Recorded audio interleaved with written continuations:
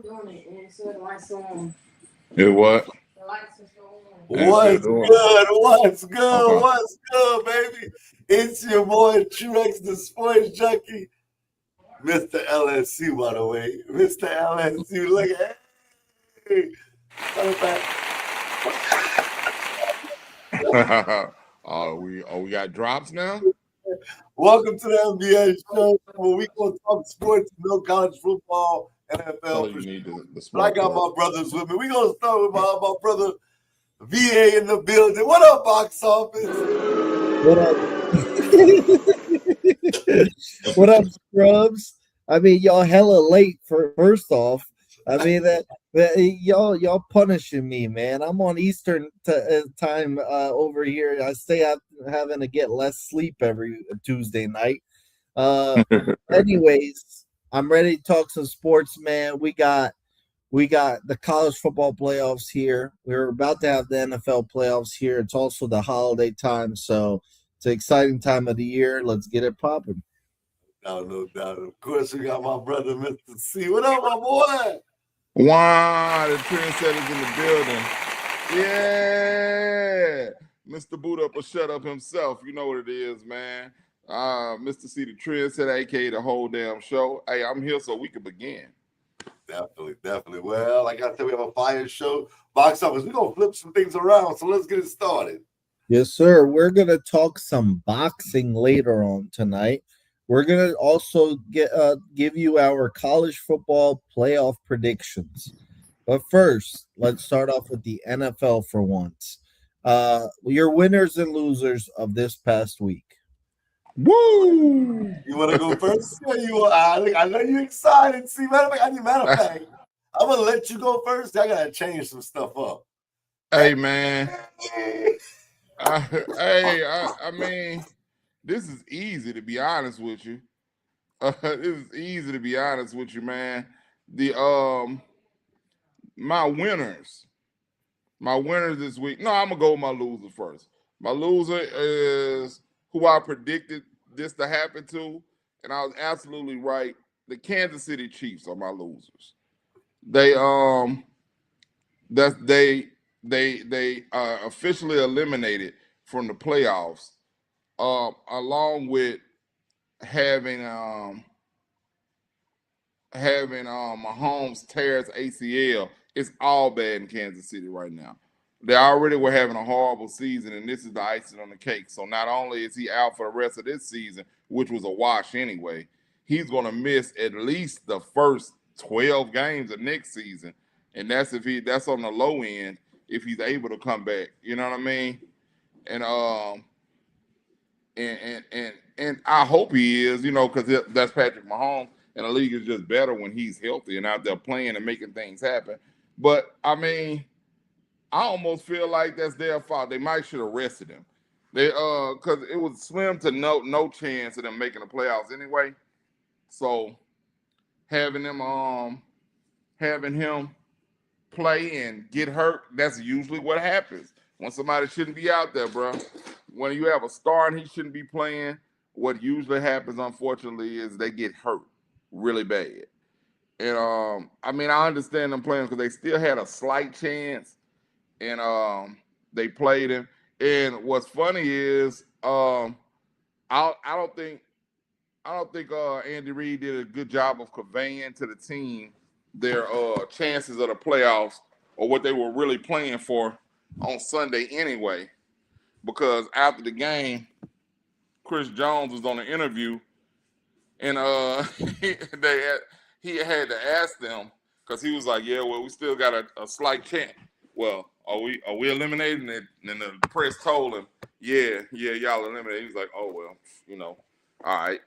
it was a bad look. I don't think Andy Reid did a good job of conveying to his team the importance of that game anyway. Right. So they're my losers, and yeah, I might be a little biased because my winners are the team that has beat the division leading team, swept the division leading team. The team that's probably going to win our division. We swept them this year. Won 2 in a row. We have found our starting quarterback, Mr. All Shucks himself. We the New Orleans Saints are my winner. You know what I'm saying? And in dramatic fashion, we came back and beat the Panthers with a kick after being drove down there by our new franchise quarterback and our new kicker since we got rid of that bum and he went to some scrub team. Charlie won won the game for us or the game-winning kick, and it's just a good look for the Saints. This whole season was just an evaluation period for the players that we have on the team. That's all it's been the whole year. That's all it's been. And up until probably 5 weeks ago, I was like, every one of them bastards can go. Every one of them, I don't care. Let's just start over completely new. I don't want nobody back. But now it's coming a little more clear who can actually play football and who we got a future with. All right, and I'll give a breakdown of all the players that I think we need to bring back, I guess, later on when we wrap the season up. But 2 wins in a row was 3 out of our last 4. And we got 3 very winnable games left by the end of the season. So we might end up exceeding my latest prediction of 5 games and winning 6. Because we definitely can win all 3 of these games that are left. We got the Jets, we got the Titans, and the Falcons, huh? Yeah, we can damn sure beat them. So we've I'm looking forward to that, and I'm proud of them boys for going down there, standing firm and winning at home. And I you know what, bro? And I'm not just gonna turn this to a Saints show or whatever, but I will say this, man. Coaching looked a lot better this week. I was about to ask you about it looked a lot better this week. I had a conversation. I went to the barbershop today, and we always talk Saints. And they've been defending him the whole time, and I'm like, nah, man. As they should. Nah. They said I don't know what it is about him, but it seems like he has to warm up into the game. Like he's out there winging it. He wants to call the game as it go. He doesn't come in with a script or anything, which is cool, but I don't like that, bro. That's because we start off slow and we end up having to come back at the end, and we're not good enough to do that right now. And once we do get some good players in to help Shuck and Olave and Kamara whenever he's healthy, we still gonna have to jump on people. We can't wait to come out the gate all slow and come back. But my winners and losers are easy. That was easy. I got one more honorable mention for my loser. The damn Patriots, bro. Not only did you give up a 21-point lead, you messed my damn parlay up. You owe me $400, bro. And I'm really pissed off about it. I'm talking about really pissed off. But I watched it. I was like, no way they're going to blow this lead. At home, y'all came out on fire. And it still was just Josh Allen. That's it. That's all it was. It was Josh Allen. I'm like, bro, there's no way. But this is unsustainable for the Bills. They're not gonna be nobody's problem in the playoffs because they still only have Josh Allen and Cook. So, I mean, they're my honorable mention for losers. But that's what I'm going with. Those, I guess you could say three teams. I'll leave off where you started with my winner, and that's the Buffalo Bills. They snapped a 10-game winning streak of the New England Patriots, a team that was number 1 in the division, could have wrapped the division up with that win. They went up 21 points, and still, Superman said, Trevion Henderson, y'all didn't play him in fantasy. I know I'm mad about that. but Superman showed you again why he's Superman.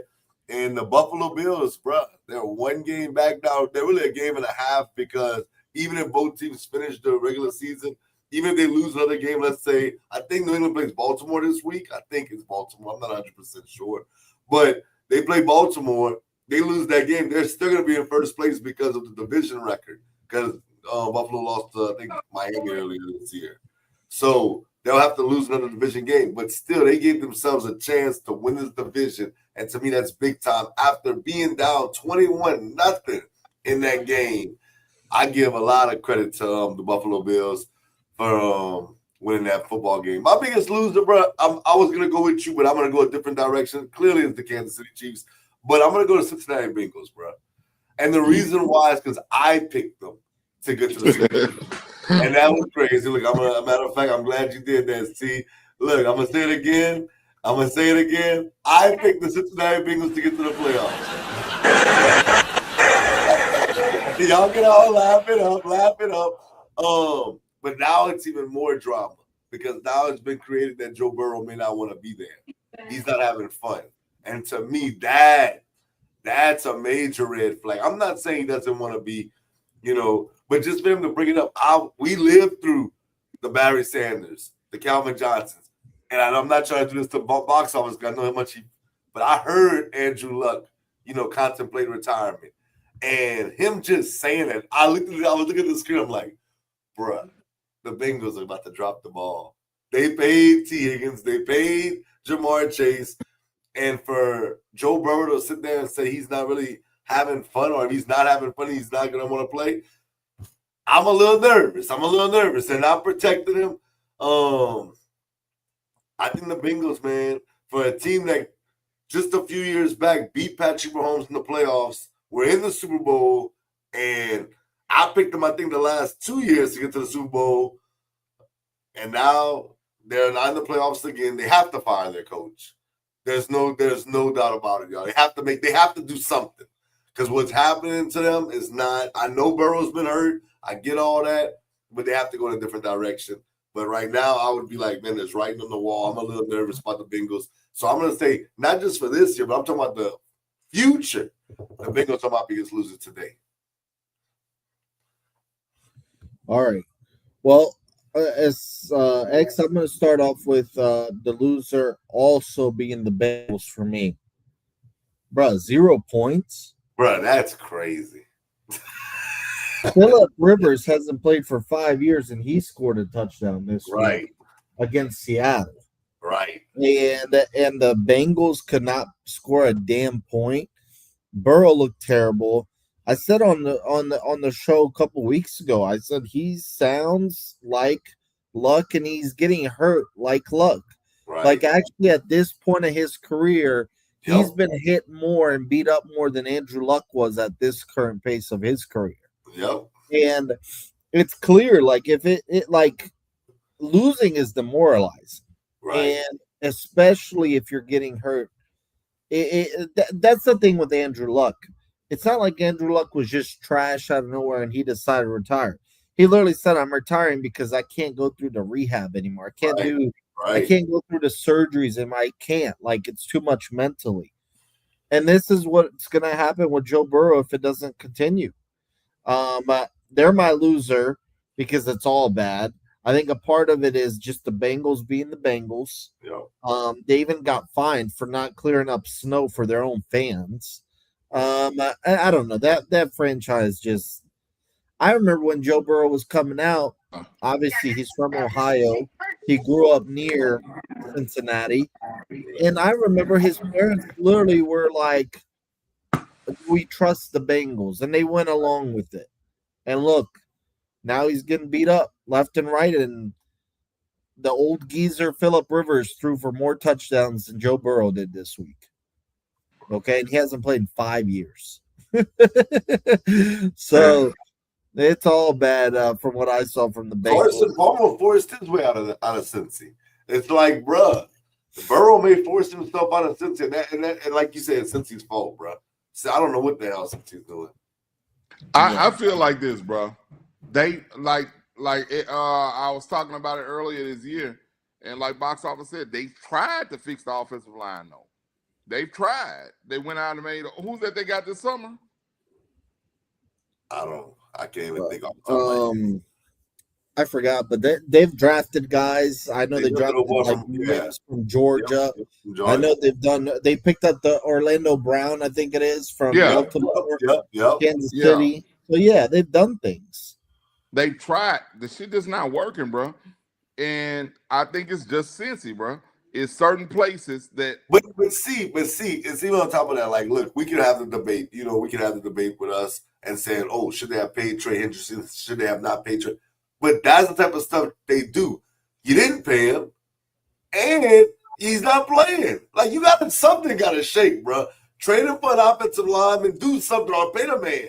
Something got to shake. Cincinnati plays around too much to me, and I hate where they're at right now because I was like, bro, I was hoping that they would win a Super Bowl with that team because I think they're a fun team to watch, but I think it's all bad. And to say Patrick Mahomes is not in the playoffs this year, and you think to yourself, Patrick Mahomes, Lamar Jackson may not make it, Burrow may not make it. Like, this is a golden opportunity for anybody. Oh, bring me a water. So I'm just. Hey, man. Hey, Cincy.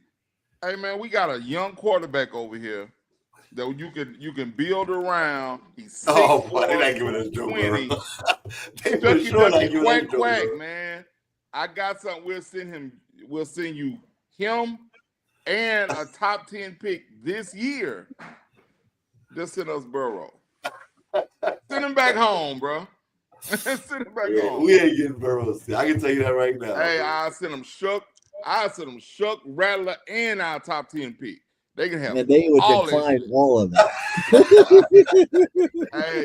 You have to give us some offensive linemen to those things. They don't need it. Send them, man. Get them out of here, bro. Hey, get them out of here. None of them square. Hey, bro. I'll send them. Anybody, they take their pick on that line. They can take their pick on that. You want Banks? Get his big ass out of here, man. Wow. He downfield when he ain't supposed to be anyway, man. Get him out of here. Hey, bro. Y'all can have him. You send me Joe back. Send me Joe back. And we even. We call it square. Yeah, well, he's still dreaming over there. Did y'all want Kamara? I don't want Kamara. I do not want him. Hey, I never wanted him. Chuck, Kamara, and our first round pick. Give me Burrow. Give me Burrow. Well, the Bengals for sure are my loser of the week, bro. 0 points. It's pathetic. They got to get it together. My winner. I'm gonna go with the Denver Broncos. Another huge win, and it looks like they're gonna win the West. Unless the Chargers win out and the Broncos just choke it out. But this is huge, bro. And what Sean Payton's done in just a couple years is incredible. I know Bo Nix can be a little up and down, but he's still young. And for them to be in this position this early on in Bo Nix's career is awesome. And I want to give a shout out to Sean Payton because Sean Payton was the guy that said, you know what, Russell Wilson, you can walk, we'll even pay your whole salary. And look what they've done ever since. I mean, incredible. They're probably going to be the 1 seed in the AFC. They've only lost twice this year. And we know Denver's not an easy place to play. So having that home field in the playoffs is going to be huge, and they have the defense to carry them. So when you look at their offense, you got to think to yourself, like, bro, like they have like super studs over there. They got just a bunch of good guys, right? And the thing about it is, I just got one thing about them, bro. Sean, why, bro? Why would you do this to us, bro? Every time I see him with that damn orange on, bro, I get so pissed off, man. I get pissed off because I know he's an awesome coach. And I knew he was going to do this. And I know my franchise would not be in this position had he just came back and stayed If he had just took a year off, that's cool, man. We'd have politely told Dennis Allen to go sit his ass back down and put him right back as the head coach, bro. But no. And we Some use that some damn some guys just need a draft pick fresh to draft start. Trevor Penny. Some guys just need a fresh start, and I think Sean Payton wanted it. He got it, and he's doing really well. So, plus they made the playoffs last year. So I feel like at this point of his Denver stage, he's overachieving in my opinion. So Yeah.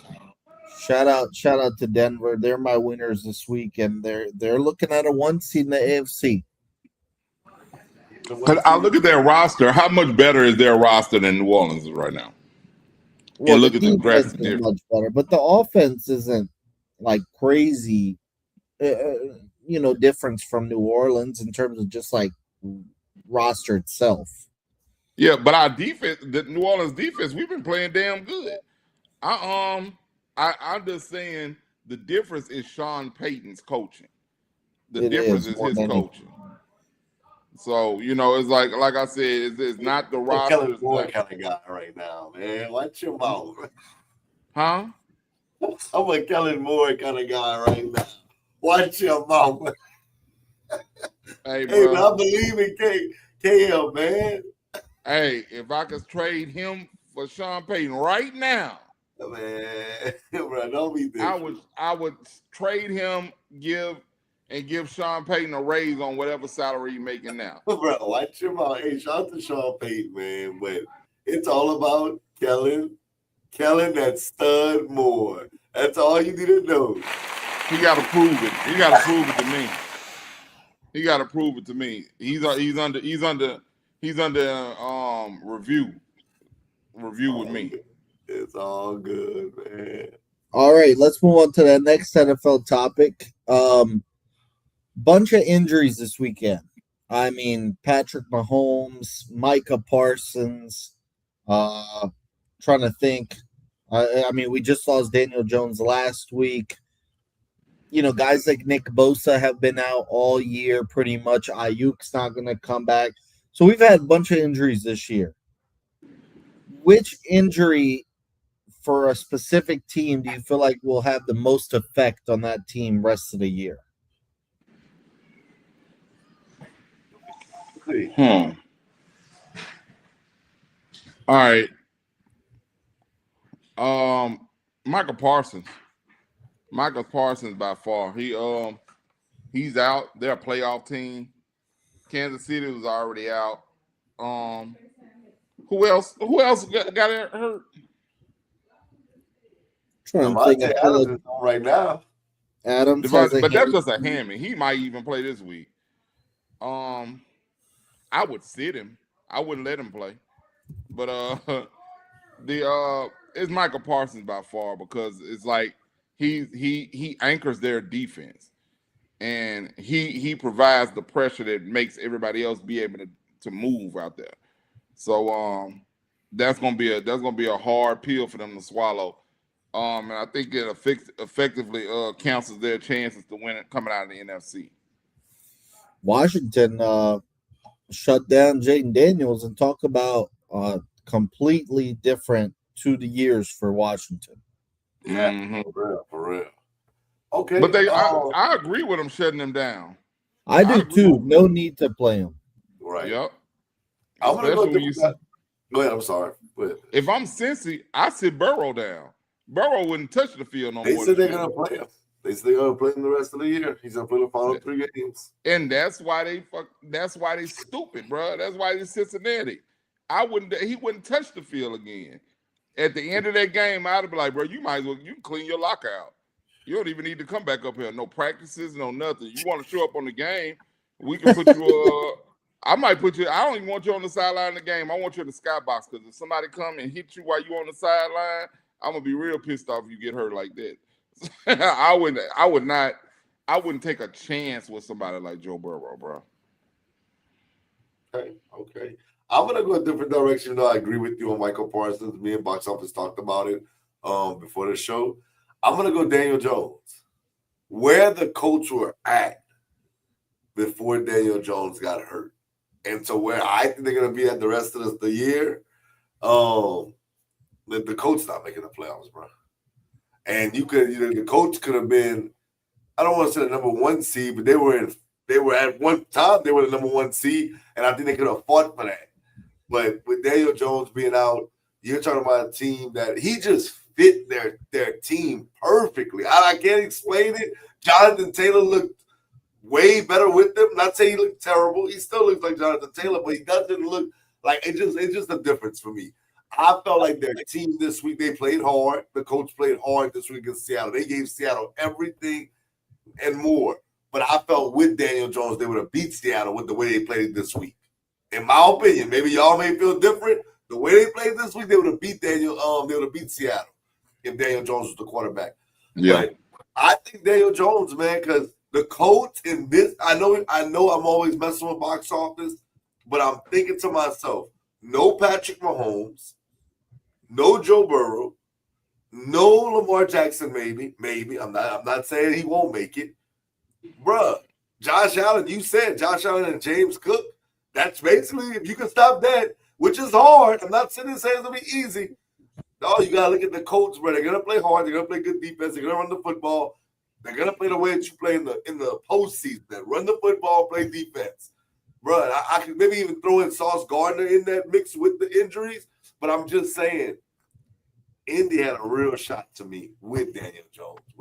Bro, your major competition comes from Bo Nix and Drake May. Right. I'm just being real. Old ass Aaron Rodgers, probably. I'm not saying you can make the same argument about Michael Parsons. I said I would have said Michael Parsons had you not said it. But I just think when you look at all the injuries, no Daniel Jones and the coach are about to fall off a cliff to me and not make the playoffs. And not because they have a good team. It's just, Phillip Rivers is 44. He didn't look terrible. I will give you that box office. I don't think he looked terrible. And I did watch the playoff game. I didn't think it was a great game. I thought it was an okay game for how old he was. But it wasn't as bad as I thought initially, just playing it back in my head. He was a little bit better than I thought.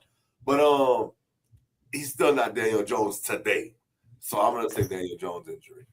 Yeah. Let me ask you this before you even go box office. That's because you mentioned Phillip Rivers. There's a lot of people out there, and I say a lot, it's really just Cam. Cam is hot about not being called, bro. Cam is pissed.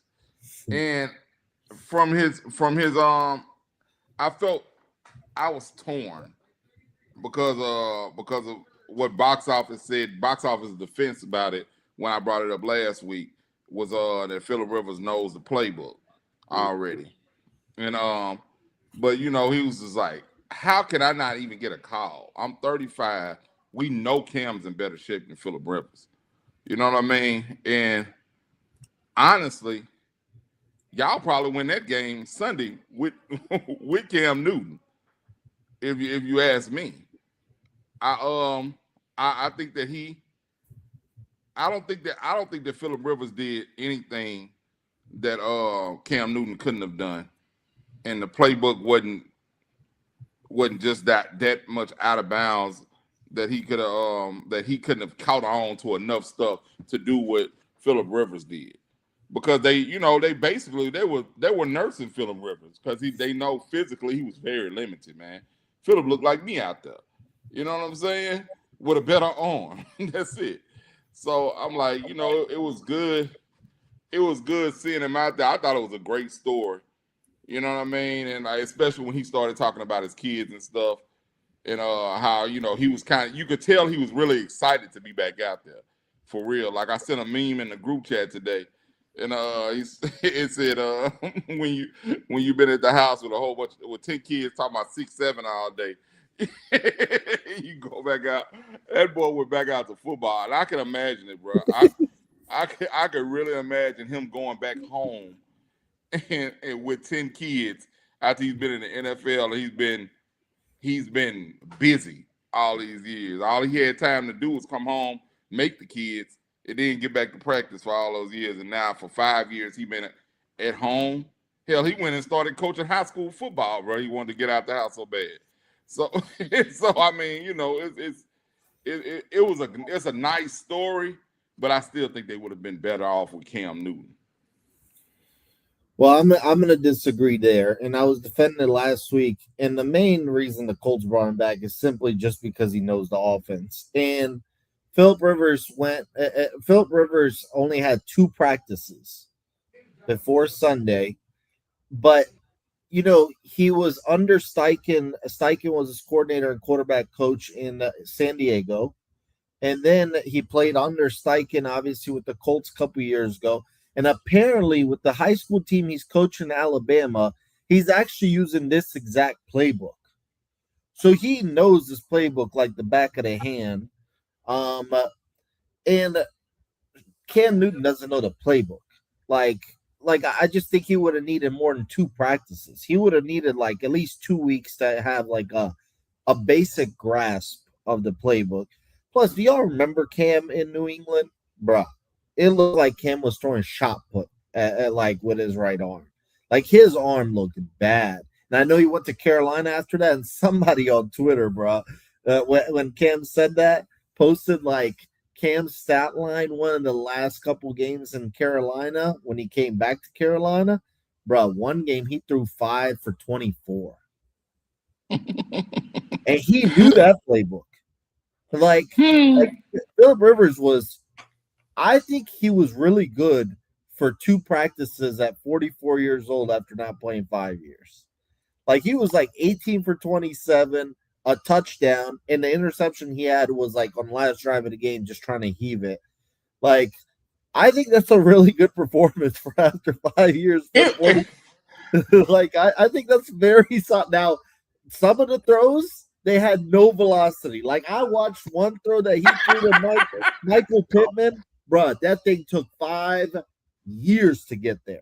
Yeah. Like I was like, bro, how did that not get picked off? But I just think that Cam doesn't realize that he would have needed the playbook. And like, bruh, Cam's arm was washed near the end, bruh. Like it looked bad throwing the ball for him. It looked it looked the same, if not better.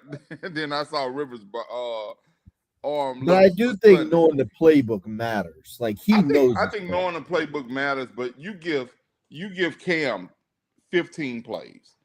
He can learn 15 plays in those 2 weeks. Cam can rush for a couple first downs. That is for sure. Like he could. Like I remember one time Rivers got pressure, bro. It was the slowest thing I've ever seen in my life.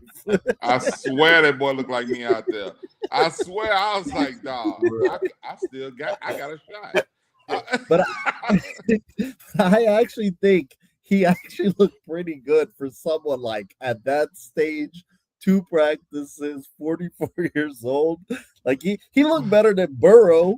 Yeah, Burrow was tripping this week, bro. Nah, Burrow was tripping this week, bro. He was tripping this week, but he still didn't look better than Burrow, bro. Interception Burrow threw, bro. I don't know what he was. That was one of the worst interceptions I've ever seen. But that was I say this, man. All the caveats you got to put on there for Rivers shows that he should not be on the NFL team right now, bro. He looked good. He's all right for a 44-year-old man who hadn't played in 5 years, who just got there for 2 practices. Now, it's like you got to put so much on it to make that look like that was decent. Now, say you take all of those off of him and you just look at the game. This is the first game you watched this season, and he was a starting quarterback for the Colts. What would you have said about him? Terrible. Yeah. You would have said the backup's got to be better than that, right?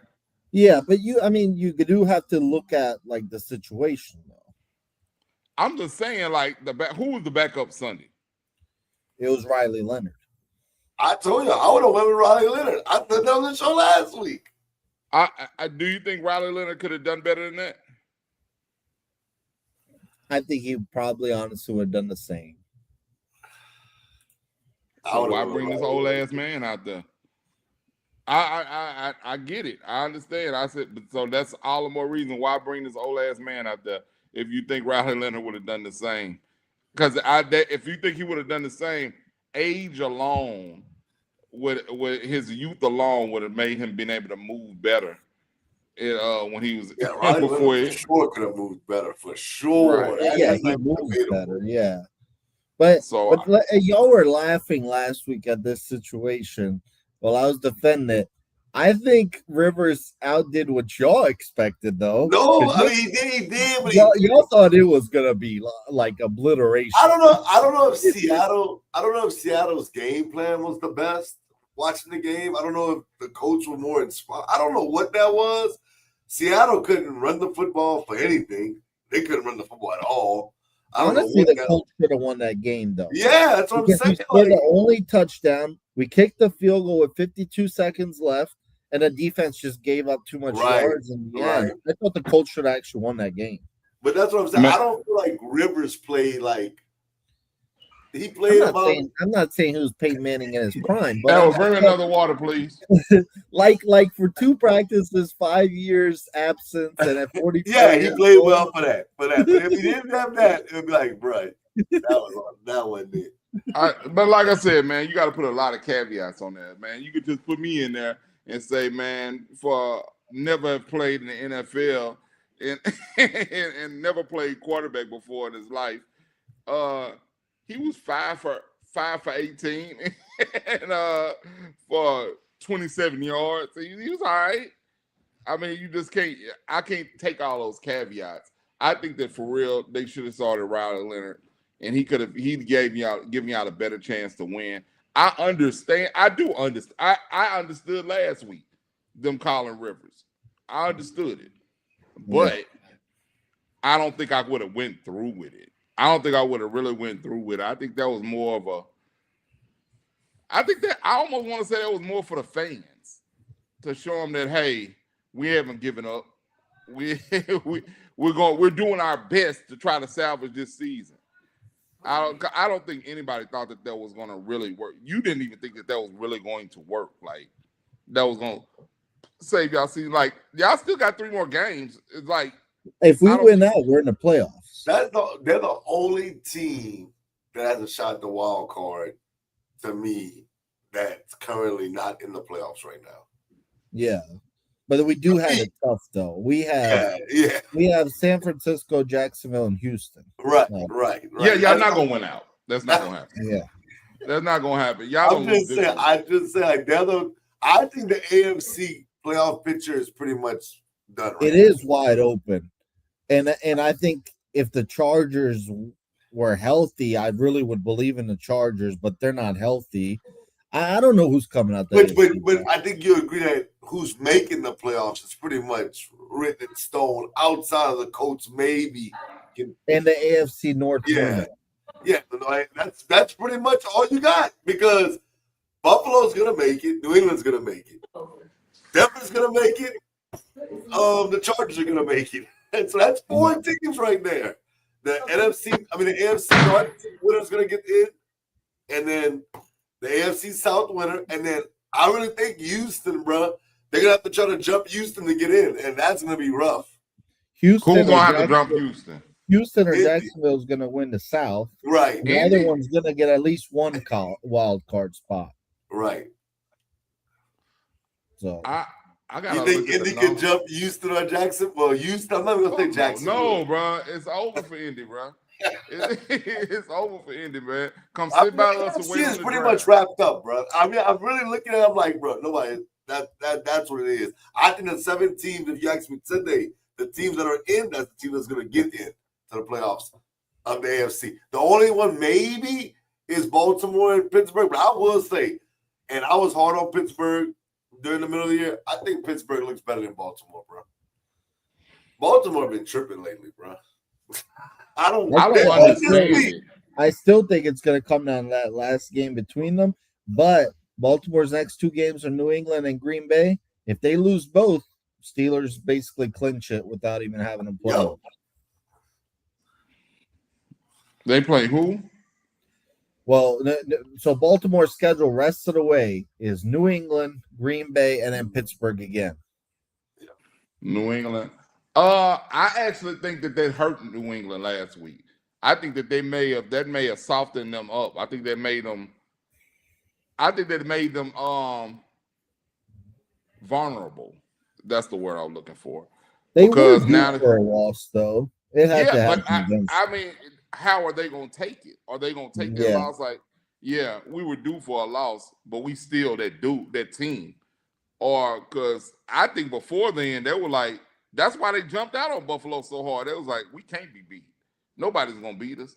We finna beat the hell out of Buffalo. Watch this. And they went out there, they were hyped, and when everything started going bad, they couldn't move the ball at all. I was like, where is MVP Drake May? What the hell is going on here? As I watched my parlay Big Man was slip. tripping in the second half. I ain't gonna lie to you, bro. I picked But Buffalo to win that game.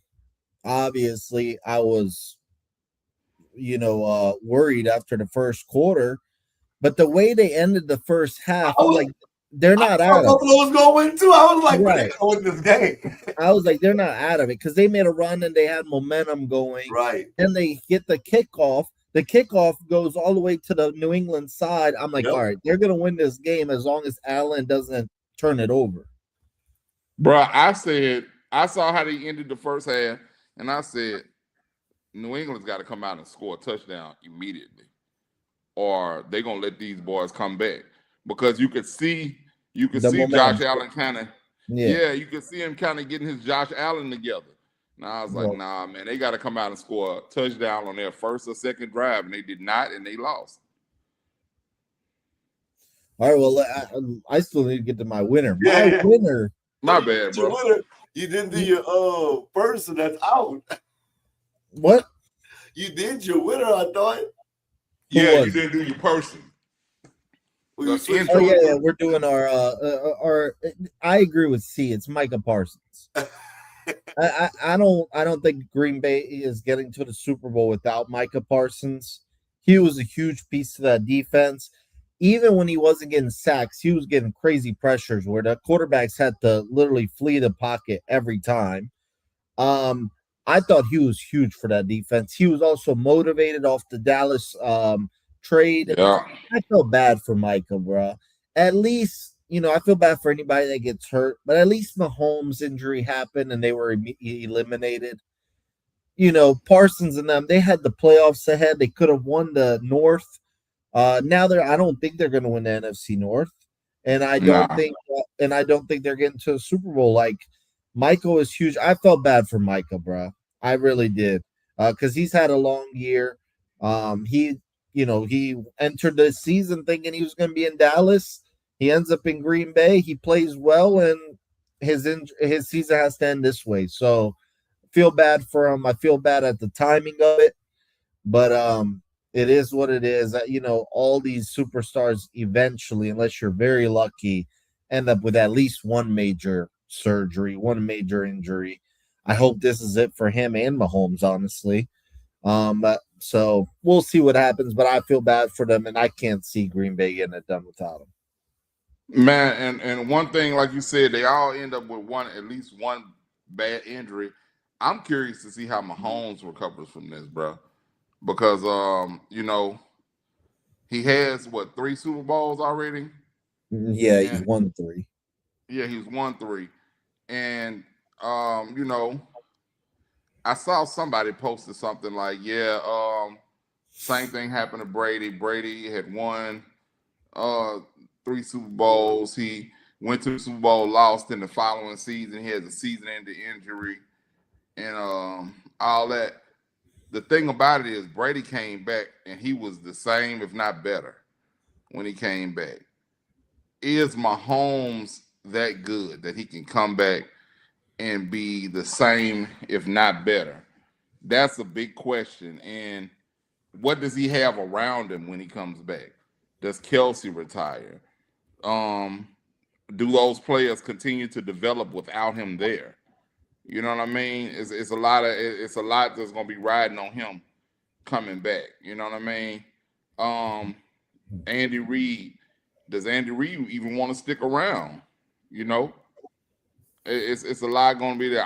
That's the biggest what if going on with these injuries. It's not even really just about this season. It's about the future with them. Yeah, I think that's a good point. See, like, Mahomes was better than Brady their first 6, 7 years, Right. Yeah. but the more it went on, Mahomes was going downhill. Meanwhile, Brady kept Yep. going uphill. The more his career Yeah. went, so it's a tale of two different types of starts that have the same results in the end. Um, uh, Also, you hate the timing of this. I mean, it's December. Like, is I don't think he's gonna start the year next year. No, I don't think No. so. But can they can they only go without him for 5 games? If they go 5 games, okay, they're still in it. So yeah, I hate He's the missing. timing of this. He's gonna miss about at least 10 games next year, man. There's no way he can come back any quicker than that, bro. If he does, he's gonna be doing himself a disservice. Um, They don't need to rush him wh- back. I think you need to go out there this offseason and find somebody that can, make way until he gets back. Like, you don't have to feel like you have to rush him. Find a guy, older guy. I don't know who that guy is. Well, right now it's Minshew, so they might Yeah. just keep Minshew. Minshew, let me say that. I know we didn't mention I didn't mention him as a loser, but come on. Minshew. You can't Yeah. throw that pass. You were in field goal range. You throw the pass, and I'm like, bro, I think why? he's one of the better backups, though. Like, you can't do much better than that. Oh my god, I was just dumbfounded. I'm like, no, you don't force nothing right now. You're in field goal range. I don't know. yeah, but that's why he's a backup. Right. And I'm not Uh, bragging about this because I didn't think it would happen like this. But I did have a hot take, I think a year ago, and I said Patrick Mahomes will never win another Super Bowl. And I don't think so, bro. I don't think he's gonna have a Brady career. I think he's gonna get at least one more. Okay. He's got so many years left. I don't know, man. I'm scared about this injury, bro. I really am scared because I've seen so many people get injured and they just not be the same. And with his skill level was his improvisation. Yep. That's his skill. That's his it factor. That's why we say he's the best quarterback in football because he can just do so many things. He'd be like, how the hell did he do that? Is he gonna still be able to do that? Will he trust himself after that? And I will say this: it's an ACL tear, right? They say Yeah. it wasn't. He didn't tear much else or whatever, right? Well, this is I know this is not NFL worthy or whatever, but so a young lady on my daughter's soccer team, she tore her ACL in March, and she's playing right now. Oh wow. And I asked her mom, I said, how? I said, how is she playing right now? She said she worked so hard, like she was really determined all summer to get to play. And not only does she play at the school, she plays on travel teams too. And I was just like, she's out there with a brace on, and I like hold my breath every time she gets contact because I'm like, Lord, I don't want that baby to do anything worse to her knee because she just wants to play high school soccer. You know what I mean? She wants to be out there so bad. But she tore her ACL, and I was like, it must not have been an ACL tear. I thought my daughter got it wrong or something. But like that happened in March, and here we are. We're in December. They started playing at the beginning of November, and she was playing. So that's what March, April, May, June, July, August, September, October, November. 8 months. Yeah, 8 months. 8 months she's back. And so football and soccer, two totally different sports, but I mean that's a lot of planting and going and stuff like that she's doing, and I'm sure he's gonna have better doctors than she did. So maybe Right. he will be back before 10 games. We will see. All right, let's move on to our picks because we gotta get this show going. All right. Yeah. Where did this Thursday. logo come from? X, you on mute. Oh, whoa. Oh no, we hear you now. Okay. I'm working, man. Yeah, I like that. Send that to your boy. I'm working. I got you. My bad, box office. Go ahead, bro. I hate to say it while I'm thinking about it. Y'all good. All right. So the latest NFL standings. And man, last week was just up and down, I think, for all of us pretty much. That was horrible. I'm gonna I had a go good week. yeah, you did. The rest of us not so much. So Antonio is still first, 52 and 46. Jasper 51 and 47. C, now you're third, 46 and 52. I'm at 45 and 53, and X, you are back to last at 44 and 54. So I had to go try to get your hopes up now. Now I gotta start working now. But this week we've got games Thursday night, Saturday night, Sunday night, Monday night. But the 2 Saturday games aren't the best, so we're not going to do every single primetime game. Let's go with Thursday night, fire game. We got the Rams at the Seahawks. Take the over. Jasper has the Seahawks. Antonio has the Rams. Even though I didn't like what I saw this past week against the Colts, for them to overcome all that nonsense, all the talking about Phillip Rivers, and then maybe overlooking Phillip Rivers, the fact that they won that game. I'm with box office. I thought the coach should have won that game. The fact that they won the game despite not running the ball well. And I think the Devontae Adams injury does hurt him. I don't think Adams is going to play. I got the Seahawks, bro. I think the Seahawks get him in Seattle. All right. He tripping. I got the Rams. I got the Rams, man. They showed me all I needed to see. Seattle showed me all I needed to see against that 44-year-old quarterback.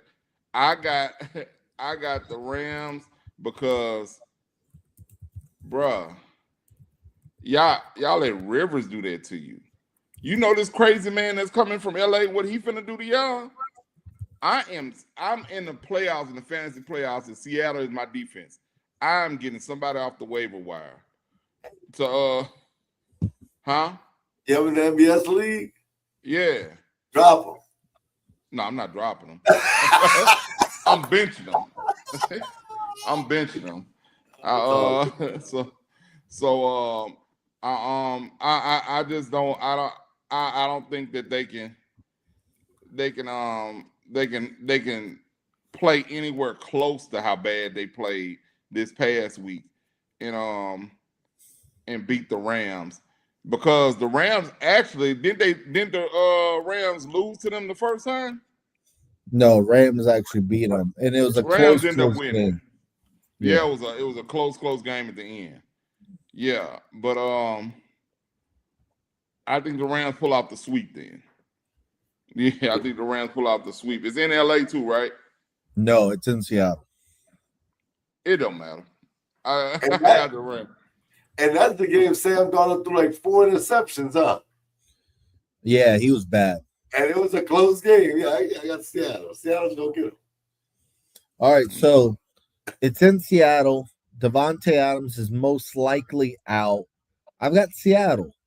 I think Seattle's playing them at the right time. I think Seattle is good enough this year to split with them.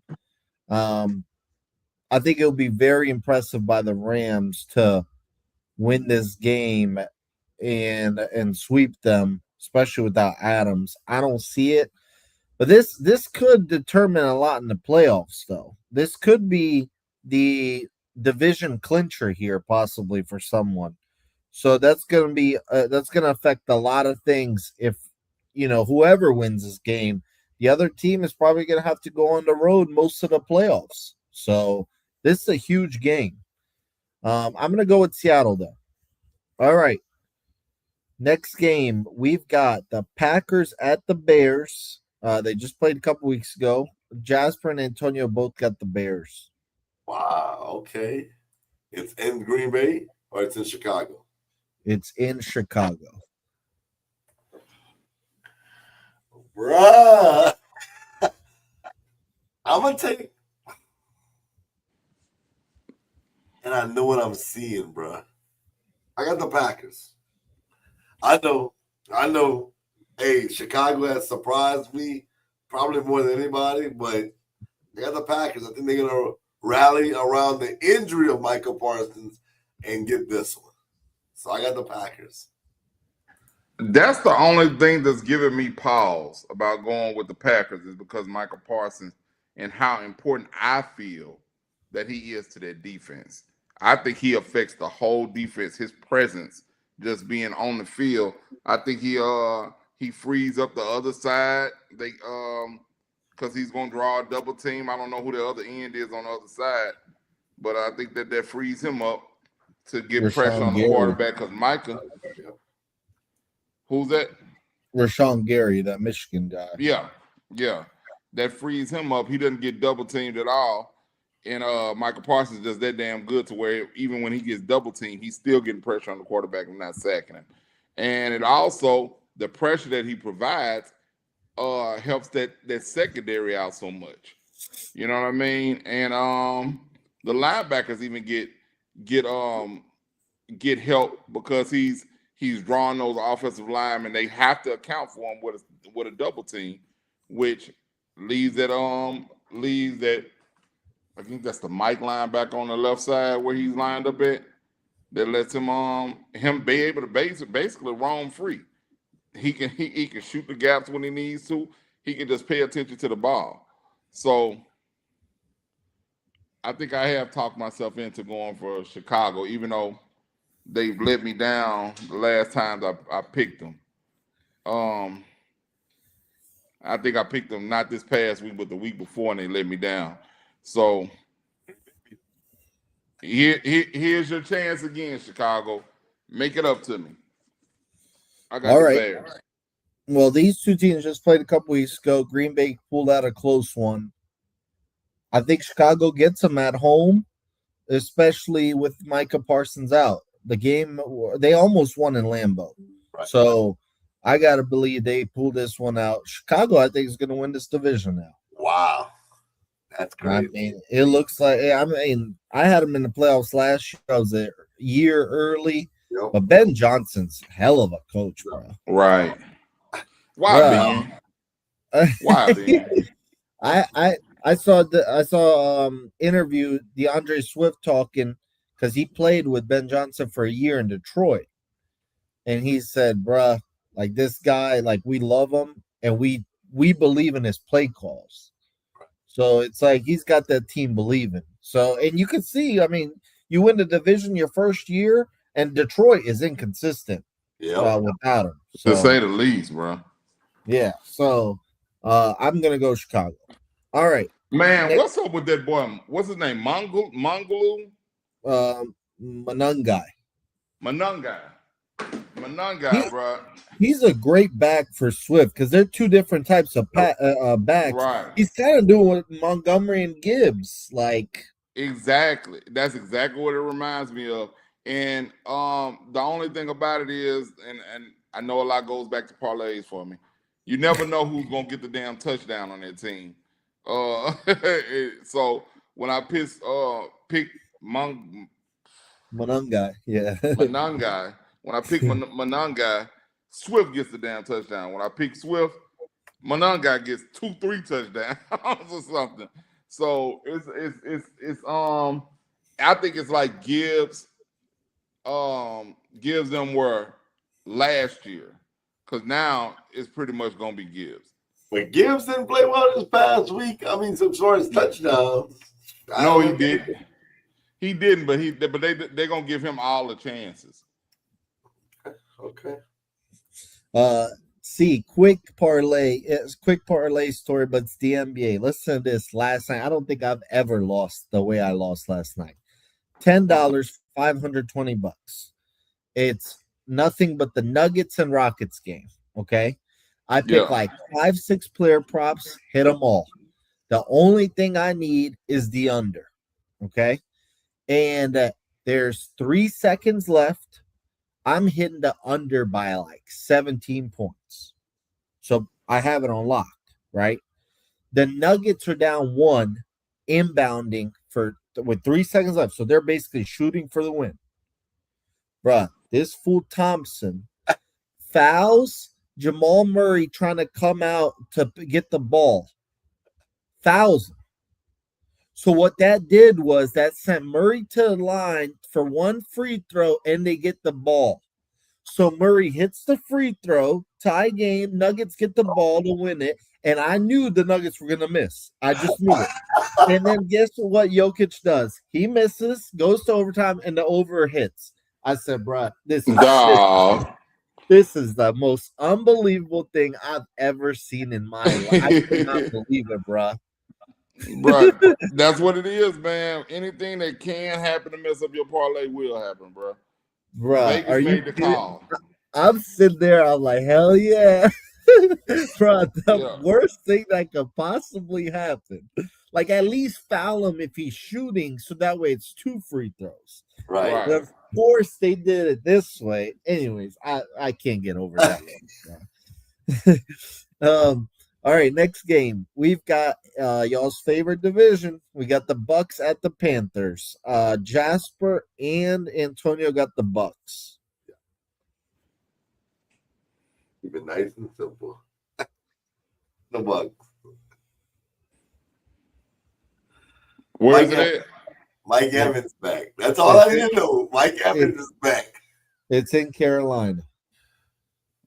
Panthers, bro. Hey, see? I got the Panthers, bro. They can beat anybody in the division except for the Saints. Okay. All right, so these two teams played twice now these last couple weeks. So this is going to determine the division. Yeah. Bruh, the Bucks have to win the game soon, bruh. They have to, bro. They have to. I don't care that this game is in Carolina. They're getting healthier and they have to win soon. I can't believe they lost to Atlanta the way they lost. I'm gonna go with the Bucks. All right. Next game, we got the Jags at the Broncos. Jasper and Antonio got the Broncos. Ooh, hey, man, this one's tough. Hey, is this the Trevor Lawrence that we expected when he came out of Clemson, what we saw last week? Yep. Yes, That's exactly what it is. I just need to see it in the playoffs, but he does look better. Right. Ooh, I think I'm gonna take Jacksonville, bro. I think I'm gonna go ahead and take Jacksonville. Jacksonville has been that team that I thought that they couldn't be a few years back, and then they let me down. But I was calling my boy Duval. Hey, but he got him playing, bro. So I'm gonna take Jacksonville, bro. Hey, man, you was a Gabe Davis mistake wrong. That's it. That's the only thing, man. That Gabe Davis sold you on him, and that was not it. That was not it. But I told y'all at the beginning of the year, hey, they got something cooking down there in Jacksonville. And guess what, bro? I got the Jags because guess what? Denver's due for a loss. They got to lose at some point. You can't keep with it, bro. Come on, bro. Yeah. So I mean, and you know what I'm saying? Like Bo Nix, everybody. I don't know what people are expecting out of Bo Nix. He's not playing that. He's not really playing bad, and they're winning. So I don't know. And this week he was great. This week he was great. But people are still complaining? I saw analysts literally say they won again in spite of Bo Nix. Bro, why is it in spite of? He didn't do anything. Like, they act like he's going out there and just throwing the ball to the other team. I agree. See, like these dudes be trying to make up their minds on these quarterbacks that have under 20 starts. Like, people sometimes be giving JJ McCarthy a hard time. I'm like, bro, this is his technically rookie year. Right. Yeah. And I love McCarthy's heart. And he's shown some flashes. Like McCarthy was great this week. I love his heart. I don't think he's physically, I don't think he has the goods though. I don't. But I love his heart. I think that he wills himself to do good. You know, and certain like this past week, I think he kind of willed himself to be good. Yeah, I'm just saying, like, it's too early for people to like. I mean, people act like Bo Nix is like a 7-year veteran, like he's got to be on pinpoint accurate. I'm like, bro, like he's in his second year, is going to playoffs again. Like, what do y'all want? They act like he's Trevor Lawrence. Right. Because Trevor So Lawrence, if he didn't have this year, the year that he's having this year, people was out on Trevor Lawrence, bro. Right, and that's okay Gave by up them. on him. I gave up on him. Y'all know I was like, bro, this dude, bro, Daniel Jones might be better than this dude. Yeah.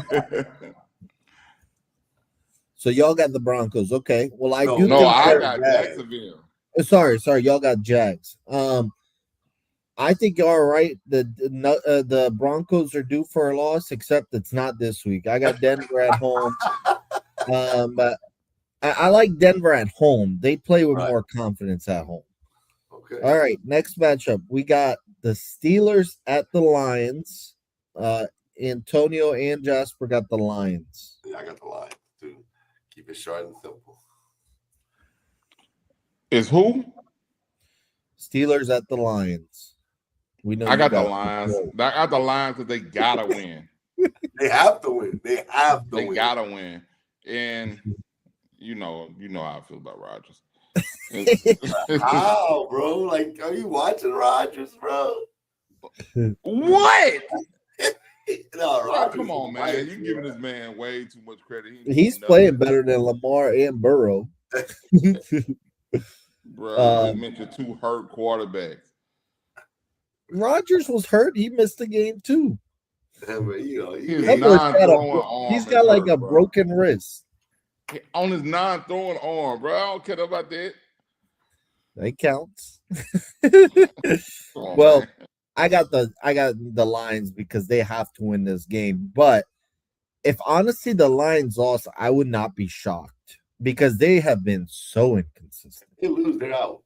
They lose, they're out the playoffs. Every time I think the Lions are about to turn it up, they let me down. I don't know, bro. I got the Lions though. This is my last time picking them though because they got to get this win. All right, next game we got the Sunday night game and it's a fire one. Originally they had the Bengals and the Dolphins, and thank God they flexed them out.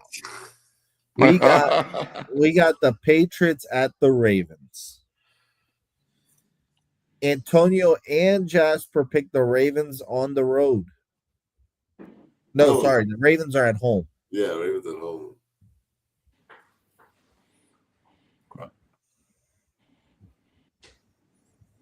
I'm gonna take the Patriots, bro. I got the bet. I got the The coach. I'm tripping right now. Patriots coach. Vrabel. Vrabel is gonna have something for Lamar and company. Yeah, I got the Patriots.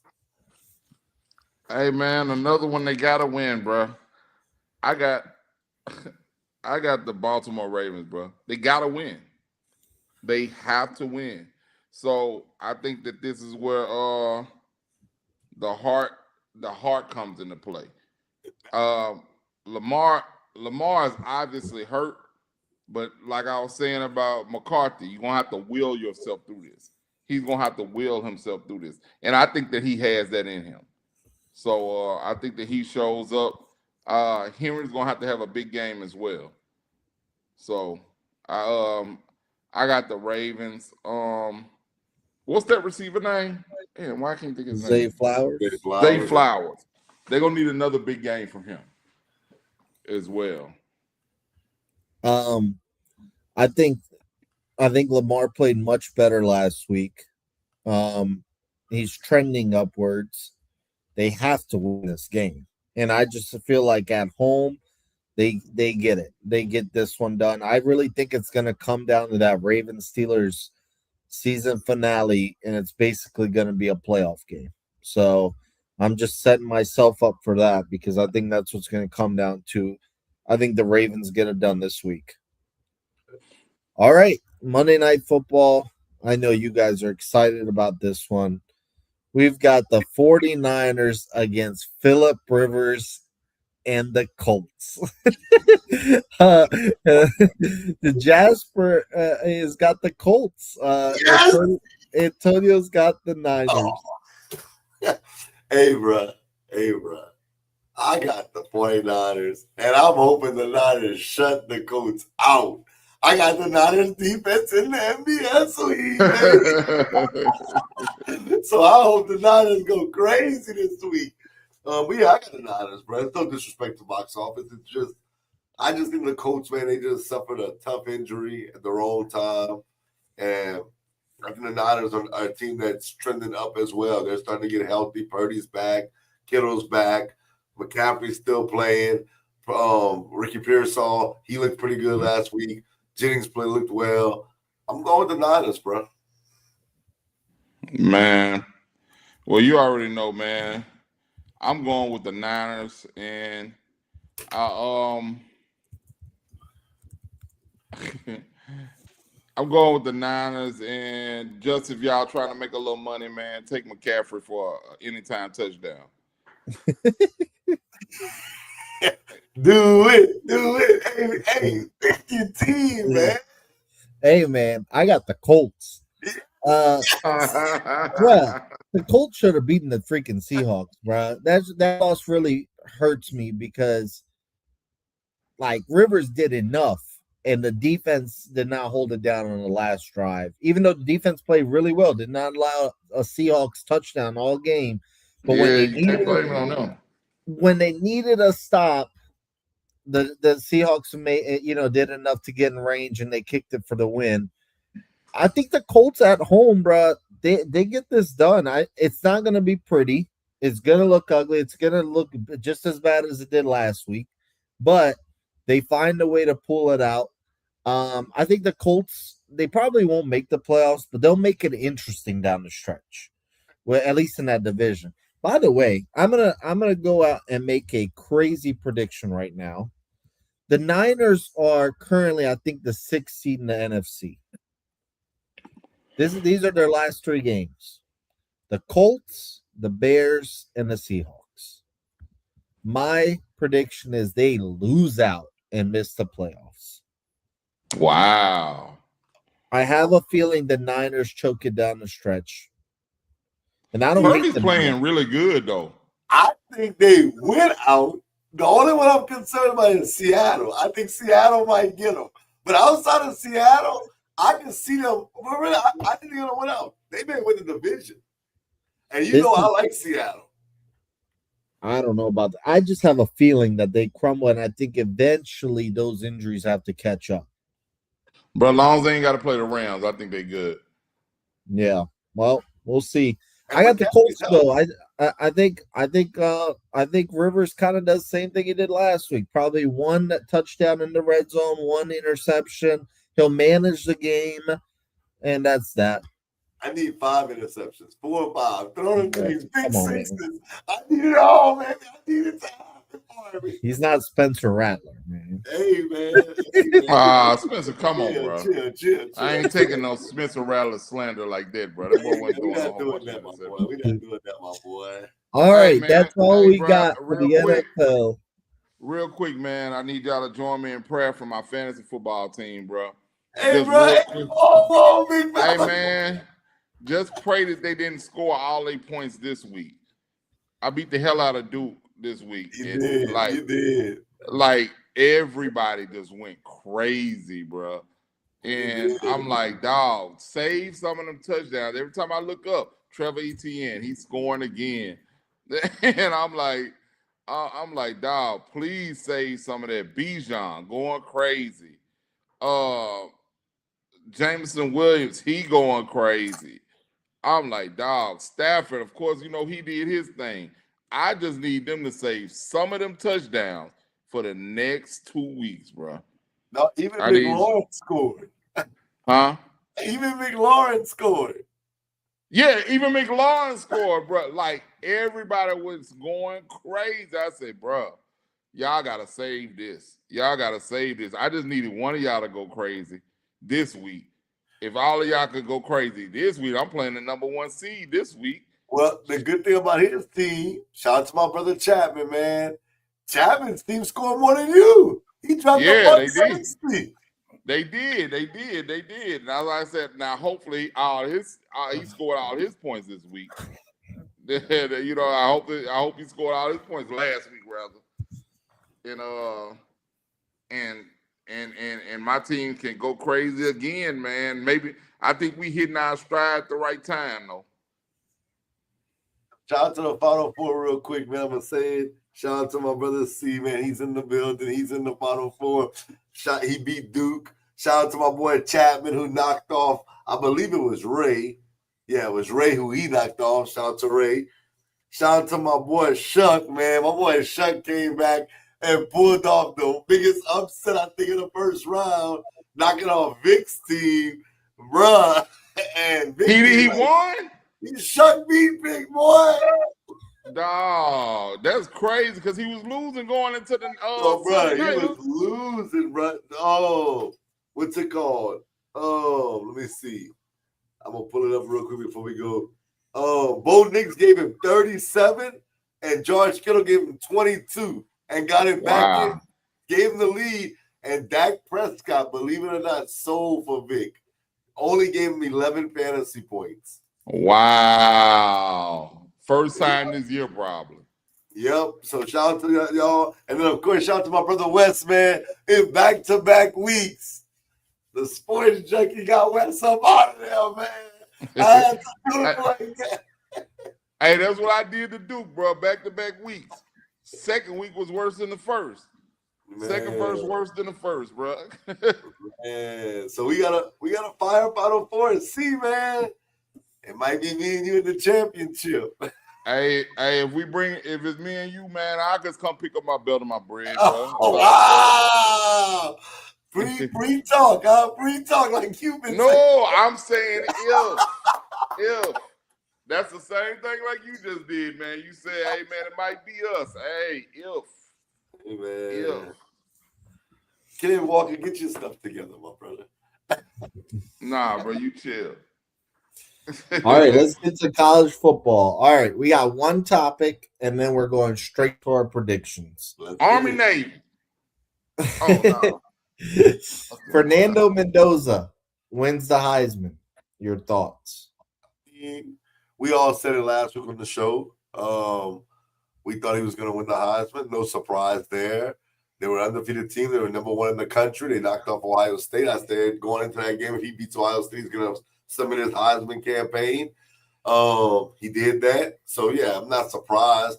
When you look back in history, you're going to look back and say, especially if Indiana don't win the national championship, you're going to look back and say, just look at the numbers. I'm not saying if you watch the games like we do, but just look at the numbers, you'll be like, he might be one of the worst Heisman winners of all time. But when you look at the games, like, bro, like, Indiana was blowing teams out, and he left the game early in the games.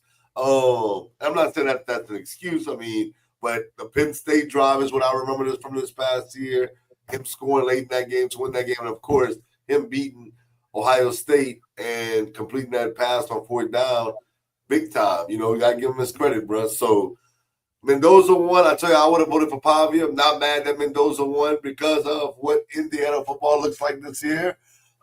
Congratulations to him. I think he looks I think you said it. He looks kind of like Jared Goff. One of y'all said Jared Goff last week. I said Sam Darnold. Oh, it was you. Not Sam Darnold. I didn't even say Sam Darnold. Who I said? I think you said Sam Bradford. Sam Bradford, that's what I said. I actually saw a cool little thing out there. They said that the Rams should package some picks. Well, package the 10th pick in the draft. I think they're the 10th pick according to something. Not their pick. It's somebody else's pick. I don't know what it is. Falcons. They should package that pick along with some other stuff to get him to come to the Rams to basically be the heir apparent to Matthew Stafford. Ironically, look, Jared Goff played well for the Rams and Sean McVay. So maybe that does happen. I don't know. But shout out to him, man. Another year I've been wrong as far as who I would have voted for. I would have voted for Genty last year. I would have voted for Pavia this year. But hey, man, I'm not mad at who won. I'm not mad. I'm not mad if he won. Everybody knew he was gonna win. You know what I'm saying? It's like it was probably the worst kept secret. You know what I mean? And which is why I don't know why Pavia went crazy with his little tweet. Because I guess he was like, surely they saw me. They can't act like they didn't see me though. I know everybody think he gonna win, but they gonna give it to me. Maybe he just was that full of himself. And by watching him on that SEC show on NBC on Netflix, I believe that may be what he was doing. He was like, nah, man, they see me, they gonna give it to me. I ain't tripping. And when he was probably really pissed, for real, literally really, really pissed that he didn't get it. And he just lashed out. But I'm not mad at him getting it. He may be, like you said, one of the worst statistically. Statistically, He had really good stats though. 39 touchdowns, 6 picks. I'm not talking about the touchdowns. I'm talking about the yards. yardage wise. Like he had like yards wasn't 2,500 yards or something like that. And when you say great, I know what you're saying about yourself. It's like I know, like I'm not talking about a casual, but when you seen guys like Joe Burrow throw 60 touchdowns, 39 though, 38 don't look the same to 60 as a high trophy winner. Right. And I mean, like I said, it's an argument that can be made for all of those finalists that were there. You know, there's an argument that could be made, but the only thing that solidified it, he has those Heisman moments that the Penn State game, the Ohio State game, he has those moments that I believe made him different. That made him different. So I ain't mad at him. I would have voted for Pavi, but congratulations to him. Yeah, I said Mendoza was my vote, and it was obvious he was going to win. 39 touchdowns, 6 interceptions. They're the only undefeated team in the country. I think it's the right call. Shout out to him. He's had a hell of a year. Very random and shocking, though. I mean, he was at Cal for first 2 years. He was not that impressive at Cal. I don't think anyone in the country picked him to win the Heisman. And you know what's crazy is as good of a year as he had, he could actually come back for another year if he wanted to. I think his stock is never higher in a weak quarterback class that he should go. But if he wanted to, he can. But yeah, shout out to him. I don't have much else to say. I think it's the right call. And we'll see how he performs in the playoff. C does also mention a good point. He had a lot of opportunities to have moments, and he made the most of them. Let me ask y'all this. All right, so he wins the Heisman. Is he the first quarterback that comes off the board in the draft? Well, I think in this type of year, yeah. I'll just say this: the playoffs have to matter. I'm just going to throw some names out there because you're hearing these names. What we got going on here? You can hear me? Yeah, but I can't see none of us. We can see you. I see everybody. Let me tell you. Okay, there we go. Okay. So I think what happens in the playoffs definitely matters. If he goes out and loses in the first round to Texas Tech, or dare I say Oregon, and Moore goes on to win the national championship and just balls out every game, Moore can jump him, definitely. But as of today, yes, he's the first quarterback taken. I saw the reason why I asked is I saw something in their head, Dante Moore being the first quarterback coming off the board. And I was like, I've been watching him, but I didn't think that he was like head and shoulders above everybody to be like, oh yeah, he's the number one quarterback come off the board. Yeah, I think like this, for instance, he wins it. I think he has a shot at the number one quarterback. Let's just say, I know it's a resurgence. He wins the Natty, yeah. That's what I'm saying. So, like, I'll use this. If Ty Simpson, I know maybe don't pick Alabama to win it, but let's just say Ty Simpson goes crazy against Oklahoma, that defense, then goes crazy against Indiana. Oh, who they play? Indiana next, I think? No, I don't know who they play. I'm not even looking at the bracket. But whoever they play, Indiana, I think it is, they beat Indiana, then they go on and win the national championship, and Ty Simpson goes crazy. I think Ty Simpson's name is right back in that. I think the playoffs matter. I think you're right. I think the last visual of you is going to determine. You'll see So why if- in a second. You'll see why in a second. I think the last visual, the last time they laid their eyes on you, if anybody leads their team crazily through these playoffs, because this is going to be one of the better playoffs that we've seen. You're right. I Are think we that picking every game in the playoffs? Are we going to give our winner tonight?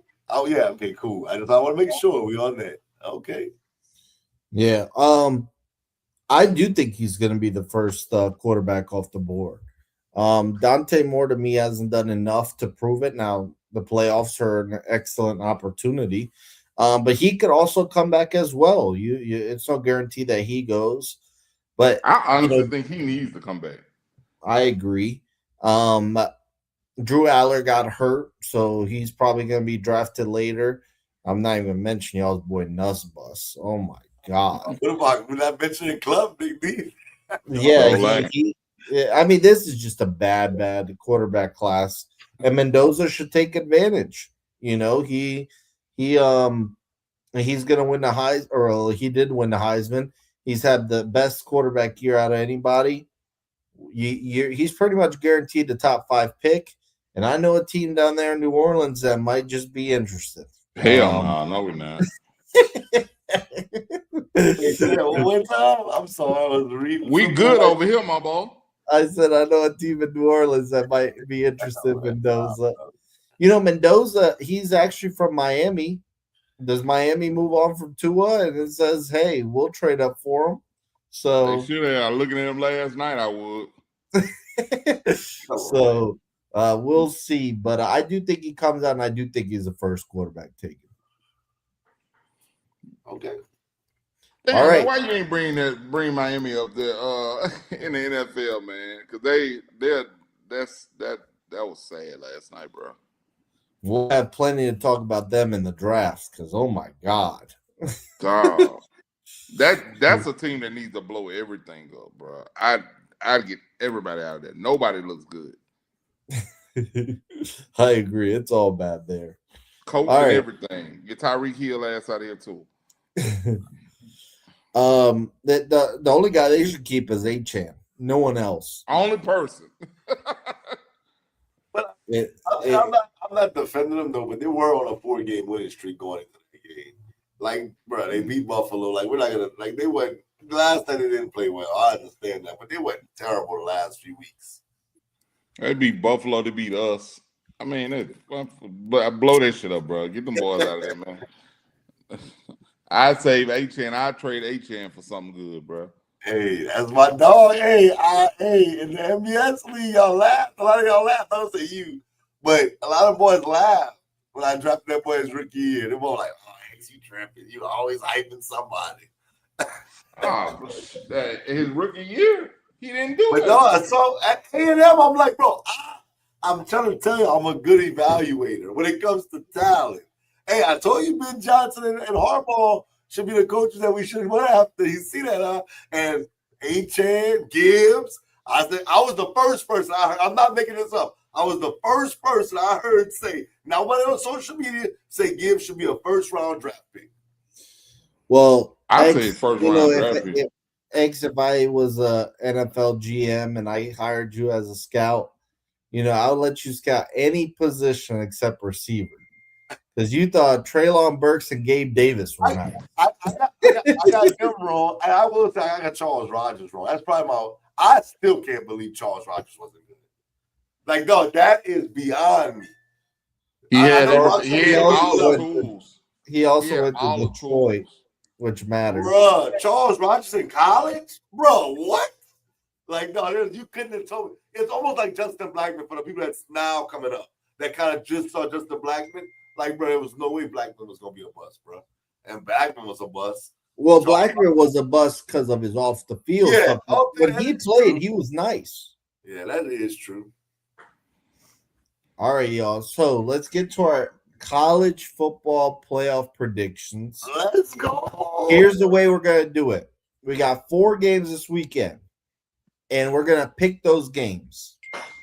After that, Then I'm gonna, based off who you pick, then you fill out the rest of your bracket. Let's start off. We got a game Friday night. It's in Norman, Oklahoma. We've got Whew. Alabama at Oklahoma to kick things off Friday night. Who we got? Okay, I'll go first. I will tell y'all this. Hold on. My bad. A little thing on my computer just now. Okay, prior to all the stuff with Kalen DeBoer going to Michigan, all that, he don't want to be in Alabama. I had Alabama actually get into the national championship game. I swear, I did. I thought they were going to get to the national championship game. I thought that people were going to get intimidated by them once they got on the field with them, the Oklahomas, the Indianas, whoever. But I got Oklahoma, bro. And I can't believe we filled one out over here. And I scratched Alabama out because we had the tournament today at work. I scratched Alabama out of my whole bracket. And I put Indiana because it was due today. I just think Kalen DeBoer doesn't want to be in Alabama. He can say what he wants. I think if they lose this game to Oklahoma, then he's going to go to Michigan. If he's the top guy that they can get, and he's going to leave Alabama, bro. I'm going to say Oklahoma, their defense is good enough. I'm not going to lie, I'm nervous because I just told you, I think Alabama can get to the national championship and possibly win it. But I'm just nervous about that whole situation. Does he want to be there? Does he not want to be there? And the way Alabama ended the year, I'm not a fan of. So give me the Sooners. All right. To hell with all this if you just said. Hey, it ain't where you from, it's where you at. And that boy You're right. Alabama. Right. He's at You're Alabama. Right. I will say this, bro. I don't think he wants to be there, but I don't think he's stupid enough to leave Alabama. I don't think he's stupid enough to leave Alabama. I think that they're gonna have to run him away from there before he leaves. And he's got basically that we could say the best job in college football. You know what I'm saying? You don't give it up. I wouldn't choose that, but okay. I'm saying, of course, I'm not gonna say that in real life because LSU, of course, is my. But even if I wasn't an LSU fan, I wouldn't pick. No, I wouldn't. I'm not hating either. For all the Bama fans out there, I swear Bama wouldn't be one of my top 5 jobs I would take as a head coach. I swear, and that's no hating. That is just the truth. That's a little hate. No, Texas, Georgia, Ohio State, Notre Dame, and USC. To me, and I didn't name LSU or Miami. I think that those jobs for me, I would rather those jobs. That's not. I didn't even mention Michigan. We also need to talk about that. We'll do that after the picks. Oh yeah. So we're gonna let me just I got Alabama. Okay. I got Alabama, and I ain't gonna say it's not even close, but I think that they're better than Oklahoma, bro. So yeah, I got Bama. All right, so if y'all remember when they played, I picked Oklahoma. You did. And y'all thought I was being crazy, and then Oklahoma pulled it out. Now, what makes this game really tricky? That game was in Tuscaloosa. What makes this game tricky is it's in Norman. That's what gets me hesitating now, because I've got Alabama. I think Bama gets revenge, and I like the revenge factor. I just think Alabama's a little better offensively. Oklahoma's really good on defense, but they just can't score at times. And I think that Alabama's going to make adjustments from last game, and they're going to get it done, and DeBoer's going to get a big win here. Antonio's got Oklahoma. Jasper's got Alabama. So Friday night should be fun. I want to pick them. I'm with y'all, but I can't. I don't think he wants to be there, bro. All right. Next game we got, and I won't do it in order. It's Saturday. We're going to go with JMU at Oregon. Oregon's 21-point favorites. Now watch JMU for the upset, because that's just what college football is about, bro. I swear. Watch this dumb stuff. But I got Oregon. I'm not big. I'm not gonna be the one to say, "Oh yeah, Tulane and JMU." I'm gonna let y'all do that. Okay, 21-point favorites. Do they cover? No. At first, I thought they did, but I'm gonna say no. I think they win by 17.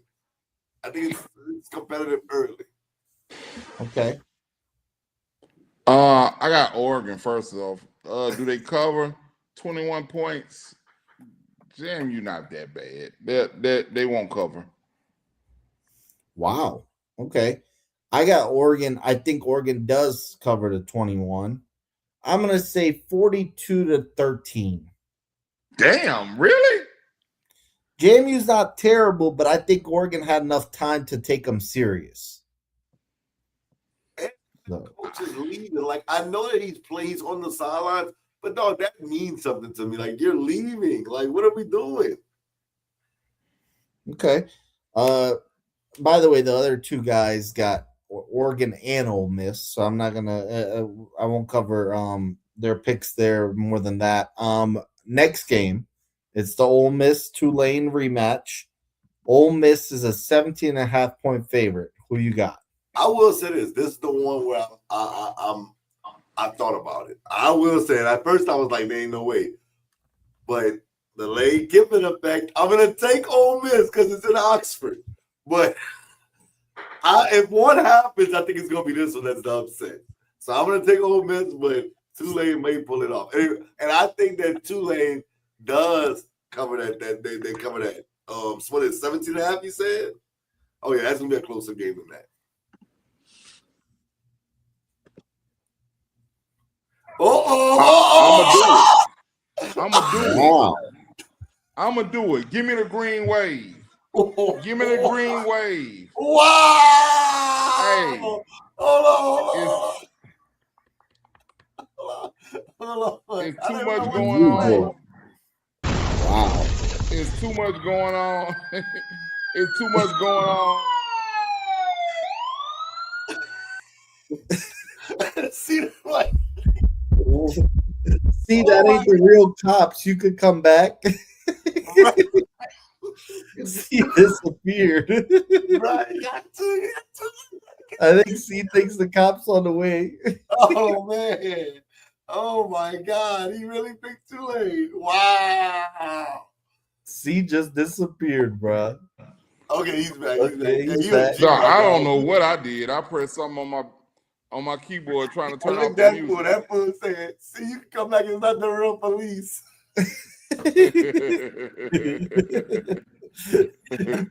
Hey, no, man. I got the green wave, bro. It's just too much happening over there in Ole Miss. I think the Lane Kiffin effect actually means something, and I think they're gonna go out there and they're gonna try to actually prove a point, and it's gonna backfire on them. I think that the crowd is gonna be amped up. It's gonna be crazy down there, and I think that they just gonna go make mistakes that they wouldn't normally make with their head coach there, and Ole Miss takes advantage of them and actually pulls off the upset. Wow. Much that the box office goes. Go ahead and answer that box office. Okay, well, Ole Miss crushed them the first time. I do think Tulane can make some adjustments there, and Kiffin not being there, I think matters. But I can't pick Tulane to beat them in Oxford. I'm going Ole Miss, but I do think Tulane covers a 17.5. I'll say Ole Miss wins 34-20. Okay. Here's my deal. Let's just say what C said happens. Bruh, if they lose this game, bruh, what is their mindset as far as their head coaching situation is concerned? Like, they can't be comfortable going into next year. If they lose this game, now they can lose in the playoffs to Georgia. That's understandable. They lose to Tulane, bruh. Are they gonna roll with their coach? They have to now. They have to, but I think they'd feel terrible about it. I think they feel really, really bad. And I just got an update. Frank Wilson is going to join them. Mm-hmm. Frank, man, you cold, boy. You a cold-blooded. Hey man, I was down here coaching when y'all fired y'all boy. And y'all gonna bring in Kiffin. I'm going back over. I'm going over there where he at. He was at. Where you going? That's what Frank Oh, said, not me. oh. I'm not. Come on, bro. Frank Wild, man.